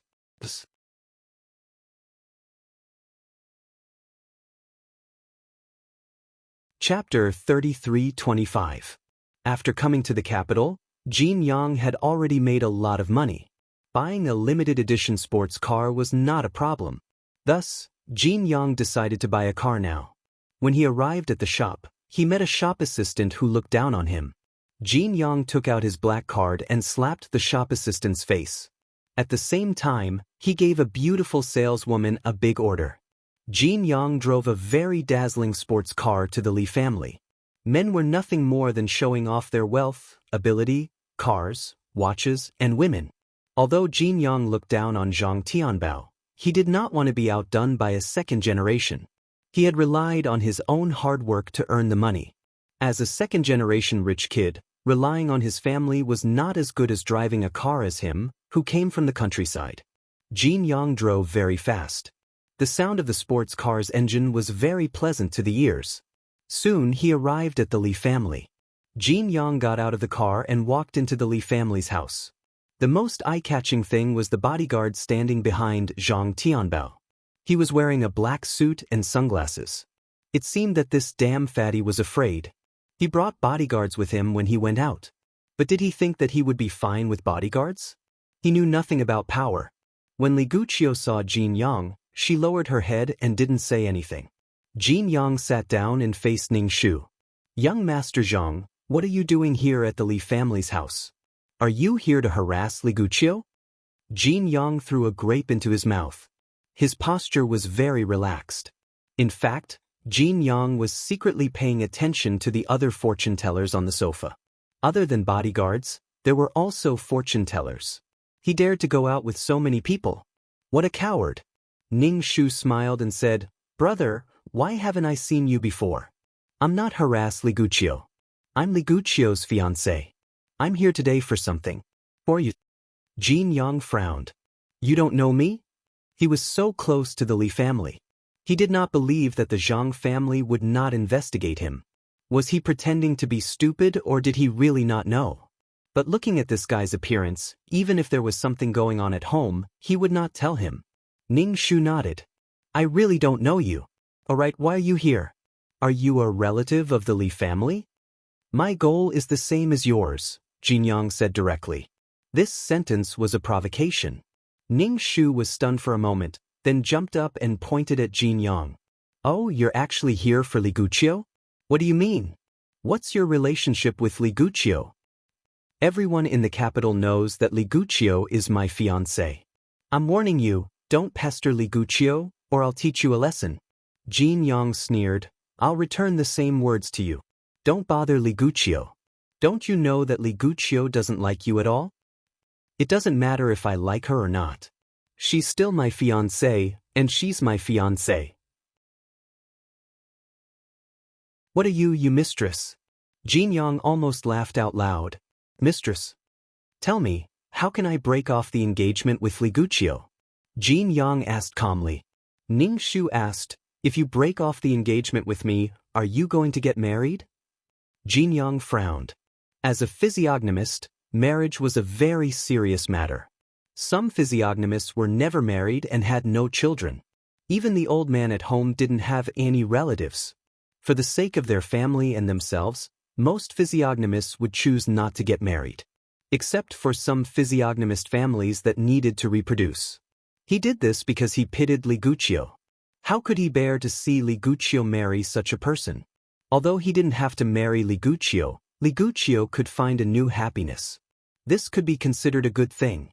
It was better than following a man like Zhang Tianbao for a lifetime. Jin Yang felt that he was doing this with good intentions, but he didn't expect that his hesitation would deeply hurt Li Guqiu. Li Guqiu raised her head and looked at Jin Yang in disbelief. When Jin Yang rushed over, Li Guqiu's heart was filled with a sense of security. As long as she saw Jin Yang, she felt that there was nothing he couldn't do. But when she heard Jin Yang's words, the fire in Li Guqiu's heart was poured with a basin of ice water. Jin Yang was hesitant. So, he didn't want to marry her? Jin Yang felt that he was doing a good thing, but Li Guqiu felt different. If he didn't like her, why did he treat her so well and do so much for her? There were differences in the thinking of men and women. Li Guqiu's heart was so painful that tears almost fell out. Ning Shu laughed. A man like Jin Yang was powerful and attractive. He was very good to every woman. He was very loving and pitiful. But for women, such a man was ruthless. It seemed to be loving, but in fact there was no love. He could risk his life for a woman, but he would not give a woman a status. The ambiguity was continuous, but it ended in ambiguity. If Li Guqiu wanted to follow such a man, she would suffer in the future. Didn't a woman want a man who cared about her? However, Jin Yang was destined not to belong to any woman. Seeing this, Ning Shu felt that it was worth it. Ning Shu said, "Now Guqiu wants to break off the relationship with me. She wants to return all the things I gave her before.